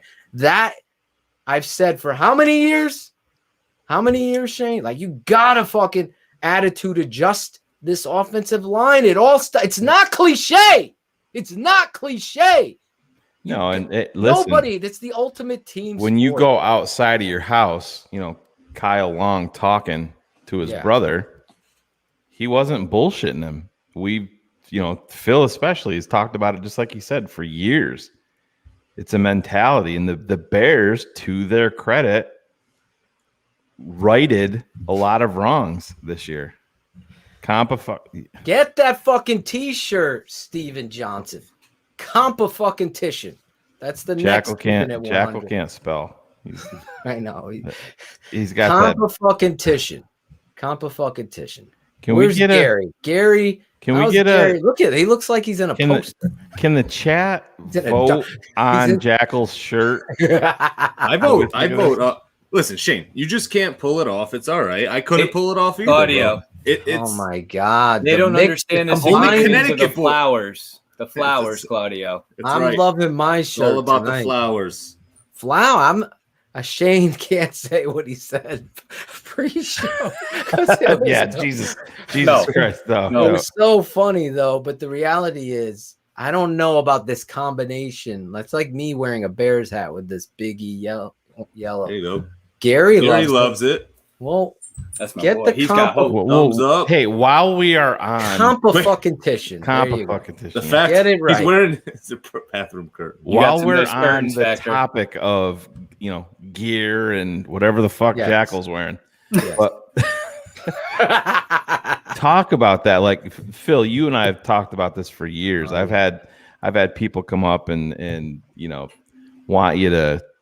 The playoffs are on and the Bears aren't on. The Bears aren't in the game or whatever, and you go to a place and your buddy's team is playing. He wants you to put a fucking shirt on or a fucking hoodie supporting his fucking. There's no fucking I am not the guy. God, no. You know who I'm talking about, Phil. I'm not the guy that'll even go back and get like a throwback uniform for a player that plays for another fucking team. I don't know who you're talking about in my head yet, but yes, you do. I do. Yeah, I can't think of. I think back 20 years ago in a chat room. Oh, this fucking clown ass. No, I'm just saying. Could you the Raiders guy? Could you guys do that, Claude? Can you do that? Could you wear like a Bo Jackson throwback Raiders? Fucking no. No, I could not. As a Bear, even if it was the next Bear player. I thought you were talking about Greg Braggs when it's Barry Sanders shirt. Oh my god. Yeah, that's right. I forgot about that. Remember that? Yeah. Hopefully he threw that shit out when he moved to his new house. Dude, I have no not even an ounce of. You talk to any kid I've ever coached, no respect for anybody wearing that shit. Bullets. What did I had a Bullet? question for Jackle. Is that a blouse? I love bullets. Bullets. Oh my god. I have so many people I love from this 100 crew family, like Chris Price and where's a Funkster Joan, Gary Williams. Edwin. We're praying for you. I hope Gary is doing well. Gary has been a what for us? He's like the mantra. There's I think hope. he missed guys. it. He actually put this in. We got to do some prayers up for his dad. His dad's in the hospital. Oh, I missed that. Yeah, he missed it. So let's guys, definitely wish the best. I'm a big believer in positive energy. Yep. Every night before I go on this show, I'm like, bring some positive energy to my internet connection. Fuck, it doesn't work. But in reality, in life, we talked about it last week. I don't know if I'm going to read what someone wrote me, but it was so deep, Shayne, right? Yeah. Trent Emery sent me a letter, and it just, I'm going to read it at the end of the show because, I remember the old network. We would get like really nice letters about me and Shayne. I got a nice letter about you guys. Really? What did it say? Hold on, I'm going to get it. It never was read. This is, I believe, think we talked about this last week. 1 year ago today. Oh, the anniversary was our last show from where we came from. It is. So 100. I wish I had a shot. 100 proof officially closed out 1 year ago today. Now we have the 100 crew. Absolutely. Cherie was right. My wife was right. Jim Larison was right. Christopher Jackle was right. Yes. Kaden, grab that drop. Greg Braggs was right. He's like, you guys need to get the fuck out of there. He was Greg like, Braggs say that every day. What did he say about the Brawl Network? Oh my God, Greg has been so. I'm like, I thought he was. He's on fire. I thought he was giddy because of his new house. Everything. He's got a fucking pool now. He's got 12 poisoning. He's got 12 TVs in his fucking living room. And he's like, he calls Phil and I. He's like, I just gotta fucking say, guys, it's just this motherfucker Mike Brez is off social media, and this doesn't get any fucking better. Fuck that pussy ass bitch, Mike Brez. I'm like, Greg, I've never seen you so fired up like this, Greg. Golly, what the hell is going on? So Greg was all fired up. He's like, fuck that guy. Take your fucking solar panels and shove them up your ass. Fuck that, dude. I'm like, Greg, just back it up a little bit. But Greg is fired up. He's excited. If you didn't see the crossover show, we're gonna have future crossover shows with Greg.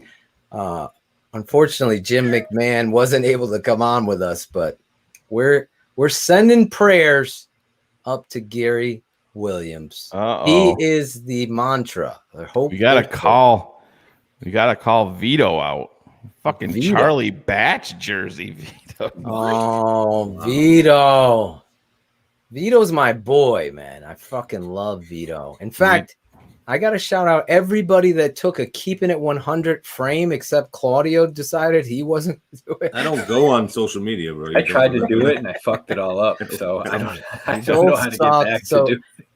Our fans have taken a shout out Steven Johnson for creating those frames. If you're a big fan, I tried to shout out on Facebook. You put a Keepin It 100 or TTNL.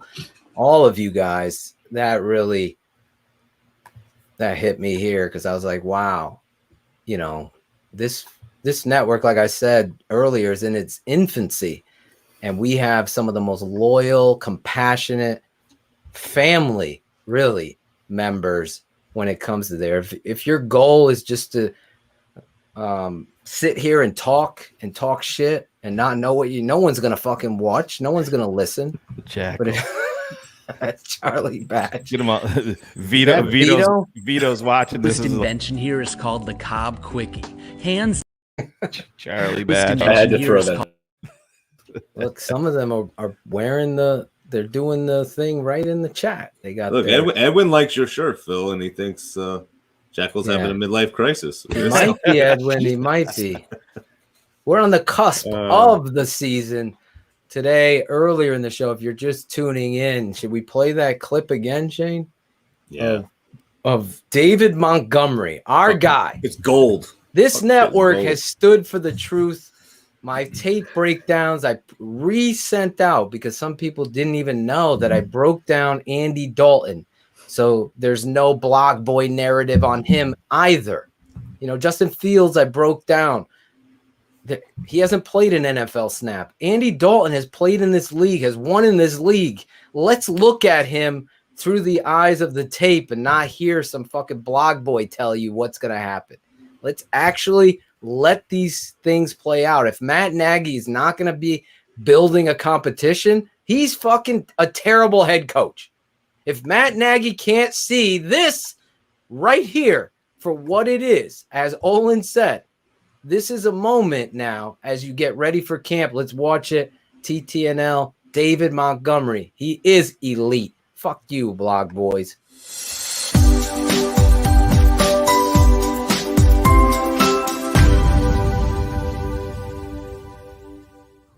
And we trying to do full pass tomorrow? Do what? Full pass tomorrow? Pads? Yeah. Not allowed. You sure? Yeah. 100%. All Can't right. do that. Why? I want to run the ball. Wait, what? Why? I want to run the ball. I know. That's training camp. What? You can do. There's nothing you can do. You're made for training camp. You've got. No, I'm made for Sunday. You've got. Hey, you see if Taves throw me on them teams? No, you can't do that. You're not. I'm not athletic enough. I don't think you're athletic enough, but you're tough enough. I don't know if you're athletic enough. Huh? No, you can't do that, man. Once you're a big time running back, like I'm not. Once you're big time, and you know what they got me ranked at? Don't running wear back right Crocs now? anymore. You know what they got me ranked right now? Huh? You know what they got me ranked right now? Where? 25. What? Why are you looking at what they got ranked? I'm just letting you know. NFL, CBS. What? Yeah. It's cool though. It's cool though. Because guess what? What? At the end of the year, I'm gonna make all pay. Hey, and you can keep that on the mic up too, big dog. Oh, you're I'm hot.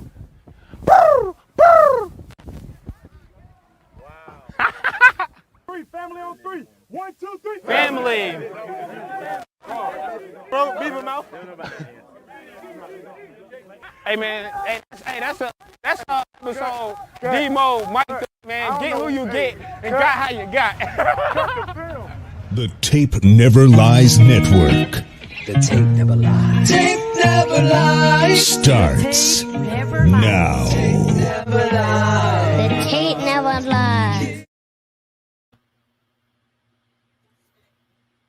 Hello, hello. I don't know what happened there.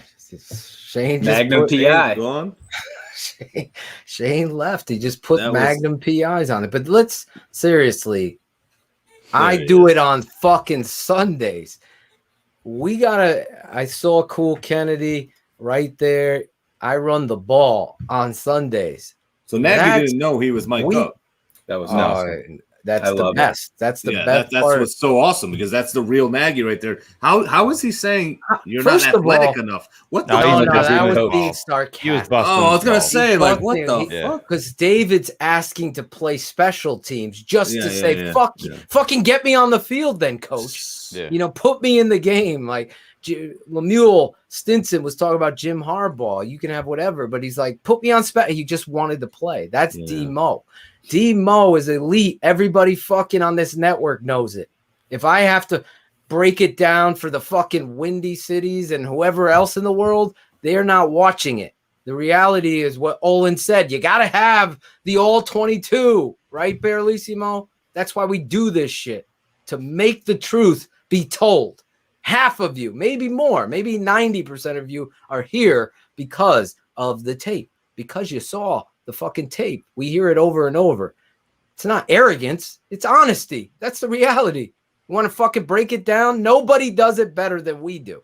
And the reality of that is a coach who isn't even in practice now, lining up and going through run plays. You know, I don't give a fuck. We went on dead air. Let's go. We're going to run counter here. I want to see your steps. We practice everything. So again, to use CK's word, pause. I'm pausing again.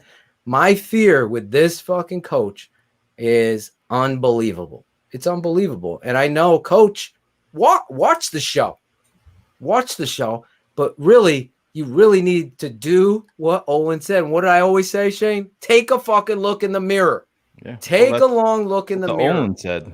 Exactly. Got to know the why. Here's your fucking mirror. Here's Look your looking why. at it. Yeah, Take a look. Exactly. And really, I know I love this network. I love this show. I love you guys, and I love the fans that get it. The trolls are going to troll. We've opened up the troll show. Yeah. Do we have any people ready for the troll show? What is that? I don't know. We haven't, set solidified a a date or anything like that. But I did have maybe the July 14th. A couple of people reached out, and one of them wanted to debate me on the Bears. Oh, that'll be fun. Shit and all I that. like that. So, yeah. So yeah, let's maybe July 14th, because then the games start. You're not gonna want to do a show debating some fucking clowns. Yeah. Or whatever. July 14th is the week after next. Holy shit. Yeah, it's going fast, man. We talked about it. We're almost there. Remember that post? Who was that? Our guy. Who was it? John Santino? Who posted that? No, it was Billings. Our guy Ryan Billings. And I'm like, Ryan, I feel the opposite. I feel like this offseason has flown by. Oh, me too, it dude. started off in fucking Mr. I need a Magoo's fucking car. nap. I know that. It's crazy. Crazy. But now I feel like we're already fucking almost there. We're almost there. If you're not a patron and you haven't signed up yet, we'll schedule Schleg Daddy for the troll show, because clearly pretending that you don't know that classification just puts you in that lane. I don't know who the fuck keeping it one. Maron. But that's like I said, everybody's got their own shtick and I don't style. like shticks. It's I just like- not who we are. You know, we don't. My internet again. Yeah, it's acting up. It's been Cars was supposed to be on, but he's dealing. Cars has his. He's dealing with the same thing. But like I said, man, it's you have that Olin stepping up like the leader that he is, filling in for JMack and taking over. That's what teammates do, and it's it was a great interview, great show. But yeah, Phil, like I said, man, it is what it is, man. We don't want to bring it down if you're dealing with it. Like I said, at some point you can let the show stand on its merits with that. If you don't, no, there's a huge storm here. I don't know if there was one lightning bolt or strike that was so fucking loud. If you watch the show back, could hear it all the way in Mexico, Claude. Yeah, Mexico or Mexicali? Which one? Both. Mexicali. It was that loud. So where's Ron G? Because my upload speed is registering, Shayne, 35 on a speed test on my phone. Yeah, but you on were. the thing, it's dropping out. So there's some confusion. Yeah, so you're a little blurry right now. I do have an update that Frontier literally was outside our street today wiring fiber. So nice. Within the next couple weeks, I'm going to be able to get rid of all of this drama. Just to update you, Cox last week, was it, Shayne, or the week before? We know what the problem is. They haven't called me yet. I've texted them, called them. I sent an email now to the organization. Speaking of Cox, Lauren Cox, former colleague, now verified on Twitter. Yeah, working at PFF, big things. Yep. I hate Twitter. But anyway, it's very economical in his family. No, we're very economical, my family. It always makes me laugh. The guy is great for a drop. Yeah, we had a great show. Cars is not going to be in attendance tonight. His internet has vilified with Cox, and as you can see, JMack. We're going to get him on another show to get his personality to the table. The frustration of this internet stuff is real. It's what we've got to tell Olin was that little behind the scenes info we got, Phil, about the only coach. Oh, right yeah. I totally forgot. I know. I dropped the ball, but yeah. Juan Castillo. Go ahead. I heard from sources Juan Castillo has kept all of his offensive linemen behind. So they've been working out and trying to build that cohesiveness, all under the guides of the only coach, the only position. Yeah. So when they gave, all right, we're going to skip that week of, the offensive line didn't skip that week. So they're not breaking any rules, trolls. So anybody getting their fucking panties in a bunch to try to run. You and I talked about that too. You're I don't want to call him the leader of the franchise, but he will be soon enough. Justin Fields, he was going to bounce and get away just for a little bit, and he said he's going to be, here back in Chicago 2 weeks early. And I said, how good does that feel that none of that part of it is a question? Who's the last quarterback that did that in Chicago? I don't remember any of them. I don't either. To be perfectly honest. Maybe I'm sure there's probably a chance or a probability that a couple of them did, one or two of them did, and you just didn't hear about it. But I mean, I think you would hear about that. Grossman did, that. We didn't get to ask him any Grossman questions, but he brought him up. Yeah, he did. But he's played with 17, and yeah, that's crazy, man. It's crazy. It looks. It's horrible. You look at the whole thing. I was happy to hear him say that about David Trell. I always wondered about David. I was legitimately excited in that 2001 draft. I'm excited about something right now because it's your turn to do the read, Shayne. Oh, Jesus. This is your week. I don't even know if I read. Actually, so pull that up. Why don't I ship it over to Driving Miss Daisy here, Christopher Jackle? Jackle could nail it. Put him on the spot. Jackle would nail it. Yeah. Where's the read at? We'll send it over. We'll send it over. Send it over to him while we're doing that. Again, just want to reiterate. The diatribe. I'm going to be leaving July 28th. I will not be here. I am going on a 10-year anniversary. So my role on the show is going to be up for raffle. If you want to be a part of This that. invention here is called the Cobb Quick. If you want to be a part of this whole thing, this whole diatribe of TTNL and be on the show the whole night, you will take over my role, whatever guest you'll be interviewing. You'll be a part of the whole show, behind the scenes, planning forward.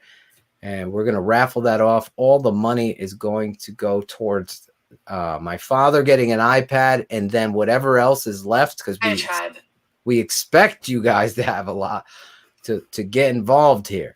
Pay I don't know even the prices yet. We're going to have a meeting this week with all of TTNL. So any of you that are part of the network, including some of the new cats that we've added, like Kaden Whitlow, we are going to meet this week and in the next 5 days and go over what we're doing here. But if you want to be a part of that, we're going to raffle these tickets off. You'll get your numbers. The tickets will go into a bingo ball, and you're pulling it out. Diatribe in it, and you'll be on the show. We'll do it live July 21st. The night I'm going to be live on my birthday, Shayne. Look at that. How committed I am to this network. So that's going to be happening. We're also doing a super fans Fife Dog. Yes, we are. Fife Dog. I loved Fife Dog. Is that who he's saying? Or is it $5 or whatever? $50? $5. Oh, $5. $5 foot long. It'd be nice if it was a shout out to Tribe, though, but it would have been. I missed. All right, Jackle, check your phone, buddy. All right. So let me just say this quick. Patron. See what I'm saying? Are you a patron? I don't know if you are a patron or not. If you want to be a patron, you're missing out. I was talking to my boy Shannon Green today before. God's way, guys. Shannon, I accidentally called him on Facebook or YouTube. Oh God. How do you call somebody on YouTube? Not YouTube. I have both my hands Facebook or Instagram. So it just happened to call Shannon by an accident. He DM'd me, and I think I was in the process of putting my phone down, and all of a sudden I see someone on my phone, and then we sparked up a nice conversation, how much he loves this show. If you're a big fan of this show and you want to be a part of it, we are gonna be auditioning or asking if you want to be a part of the Super Fan Show, where Cool Kennedy, the music director of the network, as well as our guy right here below me in the Brady Bunch channel, yes, Chris sir. Jackle, with the Magnum PI, baby. Flowery nail salon shirt that he's got going on there. Teetering on that fucking ass. Those toes are on that line. I need the Draft Dr. Phil at gmail.com. You will be able to get over their subscription. We're gonna patrons only super fan show, airing it on our network, on our YouTube channel, live for everybody. You guys will break down what you love about the show, what you hated, why you hate this, why you hate that, whatever it is. It's going to be happening every month, a roundtable discussion with you guys. Maybe you all wear Hawaiian shirts. Yes, we will be. Cool, Kennedy. maybe that's a requirement, a prerequisite to the show. So we got that in the cooker. Obviously, if you haven't, this weekend on our patron side, Barlissimo, my father, and myself, this Sunday we'll be breaking down. Are you going on the 4th, or are you going to do it Saturday? Oh, excuse me, Saturday. Yeah, we're not going on the 4th. Sorry, Saturday we're going to be breaking. How much down tape are you sitting on? Exodus with the O's, Bilal Nichols, and we are going to take a look at Bilal Nichols and Mario Edwards. We're going to take a look at them. If you watched last week's show, we broke down Mike Pennell. We talked about Eddie Goldman and his process with the football team. So we really go into the X's and O's and the details. Bullets can tell you. The family extends to the patron side. I know HL Priest can tell you, Mikkel and Cameron Beige. Those guys are always, Josh E., you're always in there recognizing what it is we're putting so much work into breaking down and preparing you for preseason. So get over there. www right down there. I got a shirt for Edwin.com. There you go. Chris Jackle, are you ready for your read? Speaking of shirts and tight spaces, let's do a little ad read by our good old folks at Manscape, where we're going to talk about the Performance Package 4.0. The summer copy, brought to you by the male host, as I read exactly what's on my screen because I'm not supposed to say that. He is. Summer's coming, bro. You got Summer's coming, guys and girls. Are you ready to unveil that beach bod of yours? Do we want to look like Claudio? Do we want to look like Phil? Do we want to look like Shayne? Or do we want to come in looking like Riley? Let's figure all that out. But the best way to do that is with the Manscaper 4.0. We're talking the complete performance package. I don't even know where I am on the read here. I'm just making this up as I go. But with all that being said, it is the GOAT of ball trimmers. It's waterproof. It gets in those hard to reach places. Right, Cameron? I'm not sure if Cameron can reach his back with those biceps and he's got over there, but hey, you know, give it a shot. Someone may be able to do it for you. But that Manscaper 4.0, it's got 9,000 RPM motor, powering 360-degree rotary blade dual spinning system. This nose and ear hair trimmer provides proprietary skin-safe technology, which helps prevent nicks, snags, and tugs in those delicate, tight places and holes. With all that being said, seal the deal with Manscaped liquid formulations. Before heading outside, use the crop preserver, ball deodorant, to keep your game in the heat. That kind of, you know, with the heat we've had over the last week, I feel like I've been sitting and chewed gum for the last 3 days. So I could actually use a little blood of that. You know what I'm saying, Phil? I hear you, bro. It's hot. It's been brutal. I don't even know if we have internet back home, but up here in Mass, it seems to be working. Look at this guy. How do I do this over here? But with all that being said, guys, the Manscaper 4.0 is a beautiful product. I think you guys all should go out and run and get one. But to do so, I really think you guys should get 20% off and free shipping with a code brought to you by the good old folks here at the TTNL Network with KI100 for 20% off. Keeping it 100, 100 for 20% off. And that was just an awesome read by someone that didn't even look at it. There you go. It's not easy, is it? That was Dude, great. The pressure was on when you're on there by yourself, right, Jackle? It's the worst thing. I'm holding my phone, looking directly at, like I can see my eyes looking at me, and it's like, you're just gonna screw this all up. So just go with whatever comes out. It's been a big week for Jackle. Phil and I were on the phone with him live yesterday when he beat up a homeless guy at the gas station. Yeah, you guys heard that. Hey, I bought him a water. Jackle. After your break too, you went outside. You went on a walk. Hey, you know, fresh air does your body bro. good. You know, killed it. Yeah, you killed it. Sour strawberry gum. I mean. Take a different. That's why we go KI. Claudio's a big fan of Adeptus Serpentis. I am. He wants him. That's Claudio's vote. If we're going behind the curtain, he's like, I want Adeptus on the roundtable discussion. That was Claudio's one. Funny, smart. This dude is your guy, huh? Yeah, I like him. Yep. And his name. I mean, come on. It's not the fucking best name to say. Shayne, Kaden Whitlow, one of our producers here at the network. Yeah. Maybe you should bring this to the table. What kind of gummy bear challenge is this? Yeah, there's been one of our competitors has pulled up lame in the gummy bear challenge. Yeah. It's unfortunate. There's been a development. There's been a development there. Yeah. So developing. We may have to put them on IR, injured reserve, maybe witness protection. I'm not sure. One of the two would work. Witness protection. Jesus. You got some head scratching going on out there. Oh my god. Well, yeah, There's always secret here at the TTNL. But we're in too deep here. All we could say is that we're gonna put that on hold.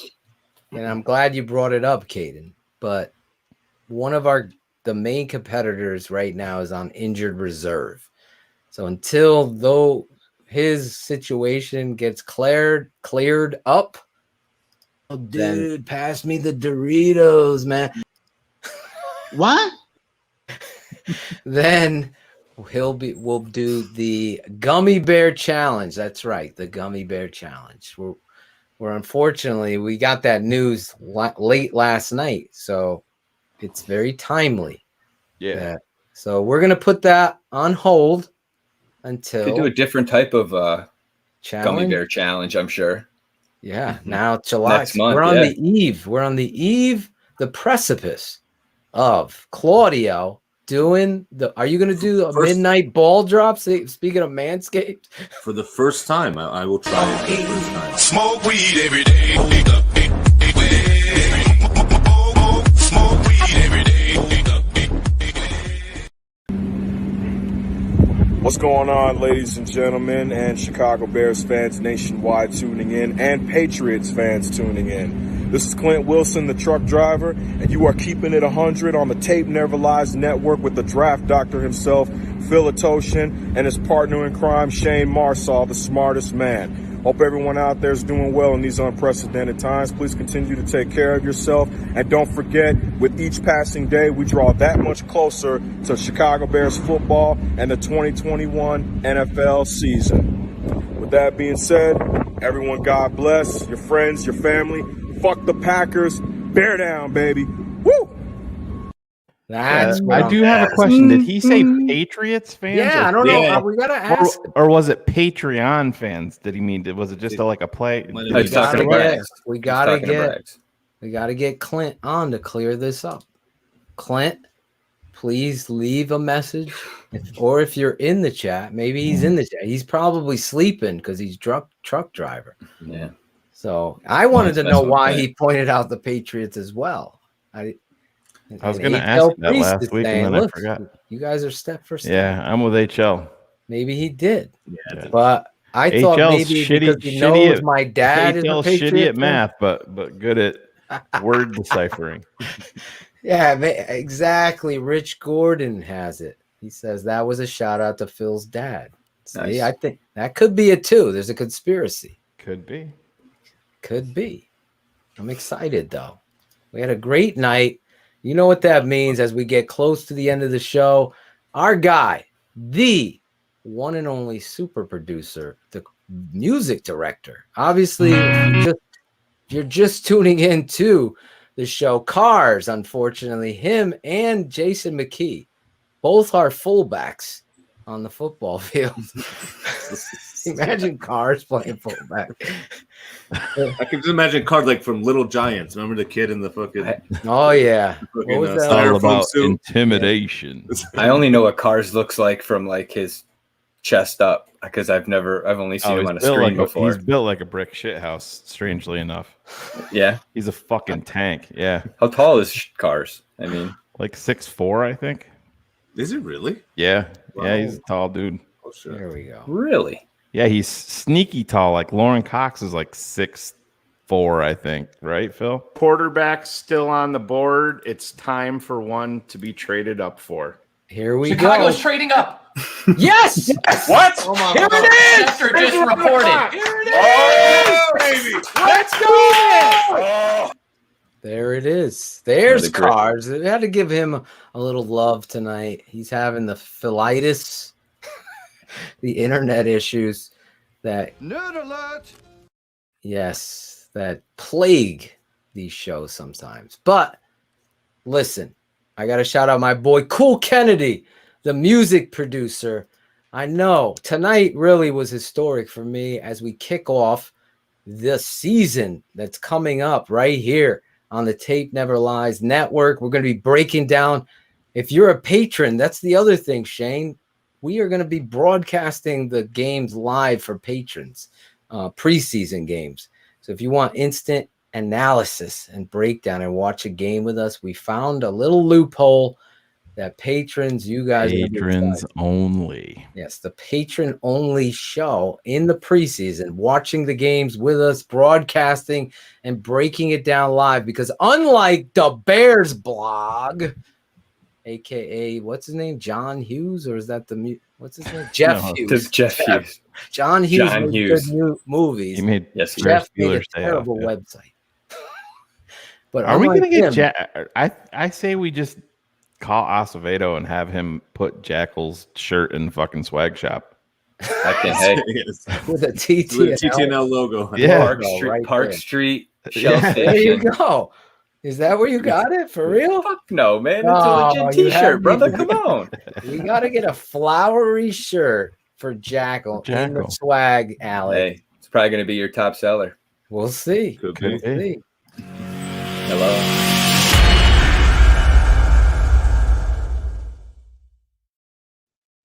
Holy shit, it's music time.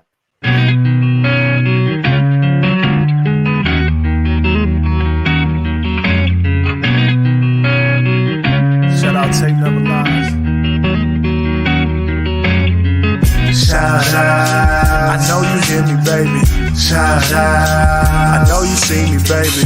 Shout out. We gotta holla at you. Keep it 100 crew. Gotta show love too. Shout out. I know you hear me, baby. Shout out. I know you see me, baby. Shout out. We gotta holla at you. Keep it 100 crew. Gotta show love too. From the fans in the stands to the follows on the gram. Thanks for your support, showing love in the DM. We stay SpencerStrong, fight together till the end. Now it's time to shout out worldwide friends and fam. Like the network that keeps it real, 100 crew. So many in the world that I gotta show love to. For some this part, see the show is at its end. But for me it's so important to thank the charter members and the fans. Build the network, speak the truth through the tape. Never run around the truth, no narratives we create. Set them straight, no bubble screen on 4th and 8. Audio Shayne getting nervous cause keeping them up too late. That's it, no more to say to get the shot of vital. But hurry up cause the postman's getting homicidal. Shout out. I know you hear me, baby. Shout out. I know you see me, baby. Shout out. We gotta holla at you. Keep it 100 crew. Gotta show love too.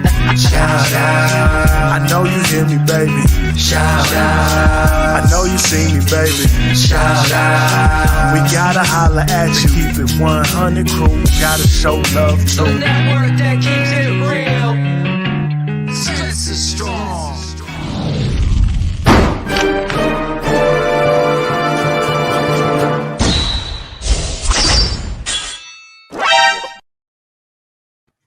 Yes, that's what we call the fuck Claudio ending of that song. This doesn't flow, bro. I don't know. It does for me. Favorite song, her favorite. Cherie's favorite song. Well, the beat continues. Yes. The beat continues. It is my favorite song too. I gotta say, I love the beat. It's unbelievable. Yeah, Cool Great. Kennedy and I getting down and dirty on that song. That is me and Cool Kennedy rapping. Some people don't realize everything we do is original on this network. Do you realize if you ever talk to Cool Kennedy on the phone, he talks the exact way that he raps? There's like, oh my god, I love the that. dude's the most chill. He is dude the most ever. laid back. Yeah, he's cool. He's like the peeled anti-Braggs. Braggs is like Oh a my fucking retarded bunny running around the backyard looking for fucking. Where did he get this? The visual there was just. Listen. Let me just say this about Cool Kennedy. He is. That's how he gets his nickname. You saw him on our friend's Chicago Clubhouse podcast, where Cool Kennedy was opening up himself and talking about what he does, and it was interesting. If you're not following those guys, get over there, Chicago Clubhouse podcast. My boys over there, T Nick and JB. Cool Kennedy, though, pulling back the layers. That's why I felt like he'd be the perfect co-host with Chris Jackle with the fans. Get to the point. Tell me why you don't like Claudio and you think somebody else should take his place. That's never said. That's what I That'd be want. great. I want that. Yeah, even if someone's negative, they don't like me. That's fine. I want to know why. I think Cool Kennedy is that person, as well as you, Jackle. As what you do in your day job, I think you could do it. So let's start with you, the guy who did his first read. Manscaped, KI100, get 20% off and free shipping. I'm telling you right now, my balls have never been younger looking. I'll tell you that right now. I'm gonna have to borrow yours. Of a mirror to see that. I took what's his name's mirror, Olin Kreutz's mirror, and was checking him out. This is going down a weird. I was curious where that was gonna go. Where's the barber bounced on that? No wonder. He's getting ready for July 1. He's going with some different time zone, I think. Chris, who do you have to shout out tonight? Let us know. Well, if you guys knew the setup at my house up at the Cape, I'm in the attic. My wife and baby are below me. my other two kids are on the other side. So halfway through, I jumped off the screen because Charlie thought there was a monster upstairs, which was me stomping my feet when I was doing the read because I was so nervous. Like I was just like, so I had to like go down there and like, it's all good, man. We're it's okay. But with all that being said, man, it's just, health is wealth. I hope everyone's doing well and just everything going on. I hope everyone's staying safe and, just taking care of yourselves. Summer's here. It's been hot as hell, and that heat makes people get a little wild. Just try to keep your head cool, calm, and collective, like CK will do for us and that our fan show, Yes. And, with that being said, I just want to pass it off to you guys, and I hope you guys are all doing well and have a great night. I don't give a fuck that he smokes weed. They all smoke weed. Smoke weed every day. There you go. What a perfect way to pass it. Pass over. What was that? Wait. Other hand, pass it over. There you go. All right. Oh, these guys. Tonight. Wait. Do it again. Do it one more time. Hold on. Pass the Dutchy pony left hand side. Wait, hold on. I'm surprised Jackle's not going to fucking pass anything, so this isn't realistic. Yeah, no. All right, go ahead. Ready? Like I said, what's Claudio doing? Ready? Pass it over. Pass there it he over. Goes. Oh, there it is. The first time. It's not 12 o'clock, so it's still illegal, but it's tobacco. We're gonna puff pass it tonight. Look at you, Claudio. Who do you have to shout out, man? Shout out the Connecticut legislation for fucking passing that bill. How about that? Yes. No, shout out to you, Jackle. That was a epic read, bro. For real, that was good. You did a good job. Proud of you. I cannot do that. Don't ask me to do it because I won't. Claude, you're next week. All right. Shout out Jackle's eyes light up when I sent him that text. He's like, "Holy fuck, they were." I wanted to turn the phone around so you guys, like everyone, could see it. Literally, crazy, it's like right? A text from a crazy girl. It's like 3 swipes. It's like, what the hell? Crazy girl. That's great. There's That's no great. crazy girl there. No. Just a couple more. Well, Lawrence Funk, he came out again. Second trip. I hung out with him and his beautiful wife, Alina. The only problem, she's actually a Packer fan, I found out. So, oh, my God. Yeah, but it's all right. It's all right. So, she's still family. So, 100 crew family. But Gary Williams, obviously, shout out to him and his dad. Prayers up to him. And, my wife and kids, and that's it. That's my spiel. So. Wife and kids. Geez, one hit and you forgot what you were gonna say. I know, that's it. Oh, I gotta go quick. Now, remember the first show, Claudio freaking panicked. July 1st. Oh boy. Oh my God, Claudio. Yeah, that was behind the scenes. Shayne and I are getting ready. This is Claudio's first show, our first show. Do you remember the open 15 times? Like, let's get Phil. Oh run that yeah, back we real had quick. to practice. Dude, I literally never done. You guys been doing this shit for years. I was like the first time ever doing this. I'm Well, like, you've been doing it a year now, and you still can't. I still suck. I know. You're right. I'm just a little less sucky. Let's practice it right now, Claudio. Give it one shot here. Practice what? One shot. The BHL. What is it? We need one. The Tape Never Lies Network is live now. Watch, and then you come in and you gotta have good timing. You ready? Yeah. Okay. Go ahead. Here we go. Yeah. Go ahead. Here we go. Ready? The Tape Never Lies Network The Tape Never Lies. Tape never lies. starts now.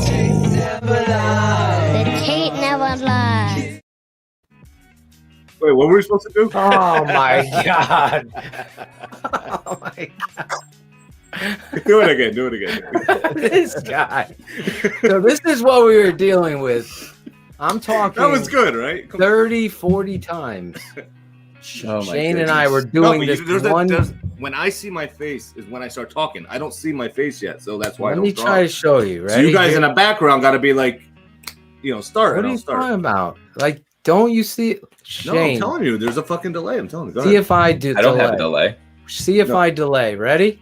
I'm gonna do it. I'm gonna do it. Ready? The Tape Never Lies Network The tape never lies. Tape never lies. Starts now.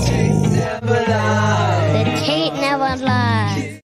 What's up, everybody? This is your boy Draft Dr. Phil coming at you live here on TTNL. KI 100, 20% off. That's what I'm talking about. Did I go right into it? No, you were early. You were early. Nah, he hit the post. Yeah. I thought it was. I thought he hit the post. Claudio's hating. I'll have to watch it on the playback because that was right into the timing. Yeah, Shayne? Mr. Gordon. You're horrible at this, Phil. Shayne, what did you think? Was it Complete on? day job. Or was there a delay? I did. I thought you were on. No, you were on. You were on. I'm just fucking with Okay. you. But I'm telling Now, you, I I just just gotta start keep- talking when I see myself. Go ahead. All right, hit the post. I hit it. That's it. Shayne Marsaw. Yeah, real quick. Shout out to myself for adding 8 minutes to the shout out instrumental that I just had to reset, by the way. So it didn't do me any Well fucking played, good. sir. Well played. Well, it's 8 minutes. I mean, shout outs is a long 12 time. minutes. 12 minutes Oh, in total. 12. I just had to 12. I just had to reset it. Yes. I am going to try to get some good karma on my side. And I'm going to shout out this lovely lady. There you There go. she is. That Got fucking that hair, crazy- man. That Where did you hair. get all this That's Czech her and Daddy Republic Sunday hair? morning, but I'm gonna try to get some good karma here because this little girl doesn't fucking sleep. Good. Good. Oh, I am boy. so happy to hear that. I'm sorry. It makes me feel good inside that I wasn't the She only has not person that's slept experiencing today. this shit. She slept for about an hour and a half today. I'm talking about since fucking 4 a.m. this morning. Hila's been great home with her all day, so I said, I well, take that back. let's look at it this way. Hopefully, she's been up so fucking long she'll sleep because I hope so. It's about every 2 hours with her at night, and Hila does have it a lot harder than I do because I'm going to work. So she loves me enough to let me get rested up so I can go to work and talk to Phil all day on the phone. But no, it's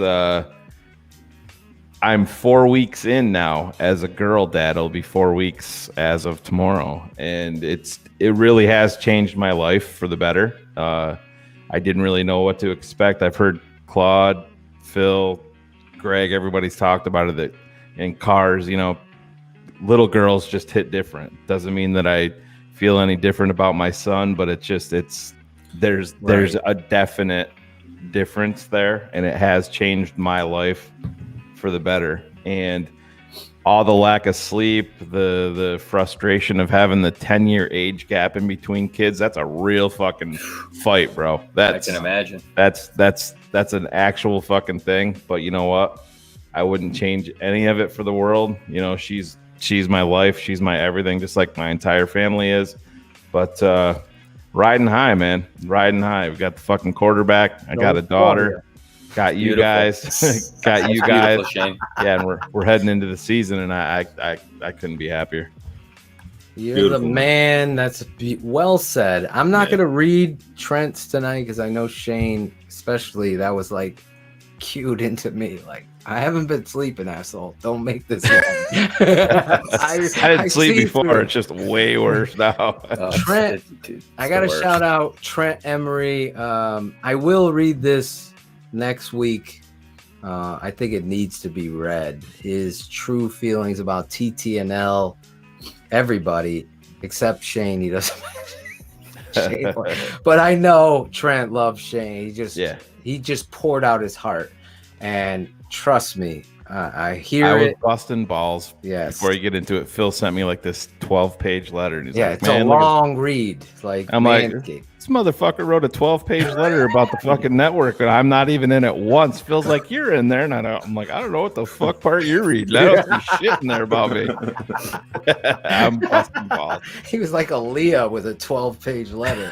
Like, he just forgot Shayne. Anyway, he's awesome. I want to shout him out. My boy Shannon Green, Bears Green. I talked to him today. He's a huge fan of this network. I love to read it. Sergio, I hope he's in the chat. Saucedo, yeah, I think that's how you say it. That guy always is keeping it 100. Patty Ramos, I see her She's in the chat, always promoting her and her husband, Ralph, Tribby, Cherie. I wanted to shout out, just want to thank Kaden Whitlow. If you see the new graphic when the show begins, the new thing, awesome. Kaden put that together. He also put together a little highlight. I think we're going to leave with that, Shayne. Is it on my desktop? I got to see. Fuck. But I'm going to look at that. Text it to me. I can upload it real quick. If you want me to. I thought I did text it to you. I texted to you and Jackle. Yeah. Upload it. It's in that group text. Okay. Yeah, do that while I'm shouting out some peeps. There's somebody missing in that, Kaden. My boy Vito. Obviously Shayne breaking his chops about Charlie Batch, but he's keeping it 100. That's what he did. Vito. These two pointing at each other. I don't know what they're talking about. Jeff Burton, Logan every week. My boy Alex H putting together the raffle for Phil's job for a week. That was really brilliant. Cherie. Who else do I have to thank this week? I want to thank Olin Kreutz and Jason McKie for jumping on. We're going to get Jason back on the show. He texted, he apologized, but he didn't want to take away from the show. I want to shout out my boy Ryan Crawford. He works his ass off for Syracuse, Shayne. Yeah. Shayne has season tickets this year. Shayne has season tickets, Ryan. Maybe I had him last year. Yeah, we can hook up there. I had him last year, but with COVID, they shut it down. Yeah. You got friends that go to those games, right? Yeah. Yes. Yeah. Chris Bowditch across the pond. My boy Edwin Lopez. You've been nothing but fantastic to me as a friend. Obviously, was on the show. Detlef Link. He loves the show over across the pond. I believe he's in Germany. How about you related to Detlef Shrimp? I wonder if he read my mind. I used to love Detlef Shrimp. He looked so weird, but he fucking buried every shot. That's when basketball was like, they don't fucking miss when I was a kid. It was like, they just hit every shot. Eugene Cook. How about that? You saw him doing the wiggle in the open. Tom Boson. Antoine Lee. He's still waiting for that kidney, but he's doing really well. Our guy, H.L. Priest. You have been the #1 showcase of fandom out there, promoting us. You and Bullets right now are in a lead in regards to showcasing and promoting everything that we do here. And that means on the social side, as Jackle says, be a friend, tell a friend. Use your fucking share, retweet, let somebody know. Like I said to Shannon Green, become a patron. I don't know if I could say this any louder. I know I should have written down some of these. John McNabb. I got to thank Alex Acevedo. What he did for Greg's show. TTNL. Yeah. There would be no show, Greg, if it wasn't for TTNL. I'll keep it 100 with you. I think Greg would say that too, because of the tornado that hit, windstorms. Alex Acevedo's out there hooking up the wires, the tent, the banners, just being a true friend. That's what we do. Greg is a true friend. Yes, that's great, dude. That's it. Logan, I shouted him out. I think I got Logan's the fucking man. Cool Kennedy, I shouted you out. Where's my guy? I shouted out Bullets. I think I shouted out everybody that was in the chat. Gary, we're praying for you. Oh, Rich Gordon lost his dog. I'm not good with those. I always mess this up, but the 100 crew rose to the occasion. Where is it? Right there. Oh, freaking, there he is. My shout out goes to all the brothers and sisters in the 100 crew. Thanks for lifting me up with my dog Bentley. Had to go to sleep. That was rough, but it's all good now. Look at that. 100 crew stepping up. AJ Smith, Mikkel Williams. I can't forget you. Bear Truth 9. Not speaking of never forget. Cameron, everybody. Never forget Bullets mock draft pick. No, we won't. Lewis. What up, Lewis from Mexico? That's it. Johnny Nacrone setting up the Pittsburgh trip. If you're going to be in Pittsburgh for that night. Shayne, myself, Claudio, and Chris Jackle, who everyone forgets. I can't wait. Flower shirt. We're going to be rolling into town in an RV. A lot of flower shirts. We're going to be in an RV. And shirts. We're going to be in an RV and flower shirts. And Well, we'll probably just meet me. you guys up. Live show. All the diggins. What was the diatribe? Oh, my last shout out, and then I'm done. You have it queued up, Shayne? Yeah. Okay, my last shout out is to this guy. Where is he? Right there. Ronnie G. Ron G. I'm not even going to try to say that last name. Ron has made some, if you see some of these new graphics. Avrilovich. There you go. I'm just attempting it. That was a good attempt. Ron has created those new graphics. Shayne, you saw Performance Over Politics, the fiery football, all of the TTNL stuff. Ron has gone out of his way to show us some love. Let me upload one of these graphics that he did real quick, as it loads up. Come on, baby. One time. So there's Ronnie G. TTNL. Can you take down that? There you go. Thanks, Claude. Put it back up real quick. You hit it twice, buddy. Someone's hitting it twice. Someone take it down. Take it! Jesus, we're gonna have Get that round shit two. off the screen. That was in the draft. Get that shit off the screen. You think players would jump when I yelled at them? I would go crazy. Anyway, the tape never lies. Ronnie G, adding this guy to the literally network. fire. He's got a lot of stuff to offer. He loves the channel, loves the network. He's 100 crew. Gotta shout him out. Preach.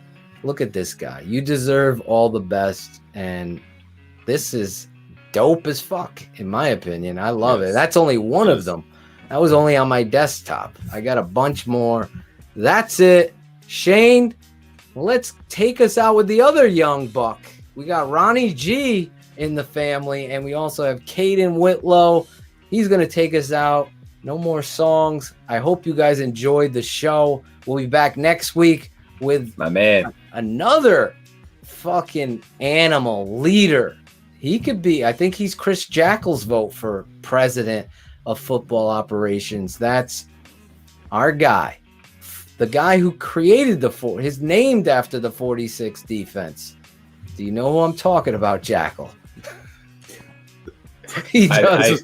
This is supposed to be real quick. It's supposed to be real quick, Phil. I believe you're talking about Dougie Plank. There you go. Nice. Shayne, roll it next week. Doug Plank will be live. Keeping It 100 Wednesday night. God bless you all. Good night.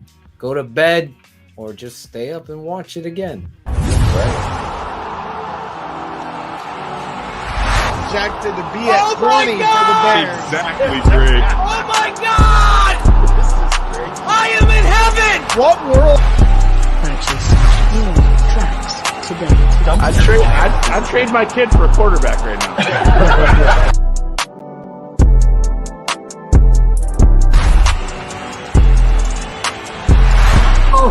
This is Claudia the Barber, and this is Shy City Sports. Keepin It 100. Chicago's trading up. Yes! What? Here it is! There was something else going on with this team because I love football. I play football. I'm a lineman, so I have a different perspective of the game.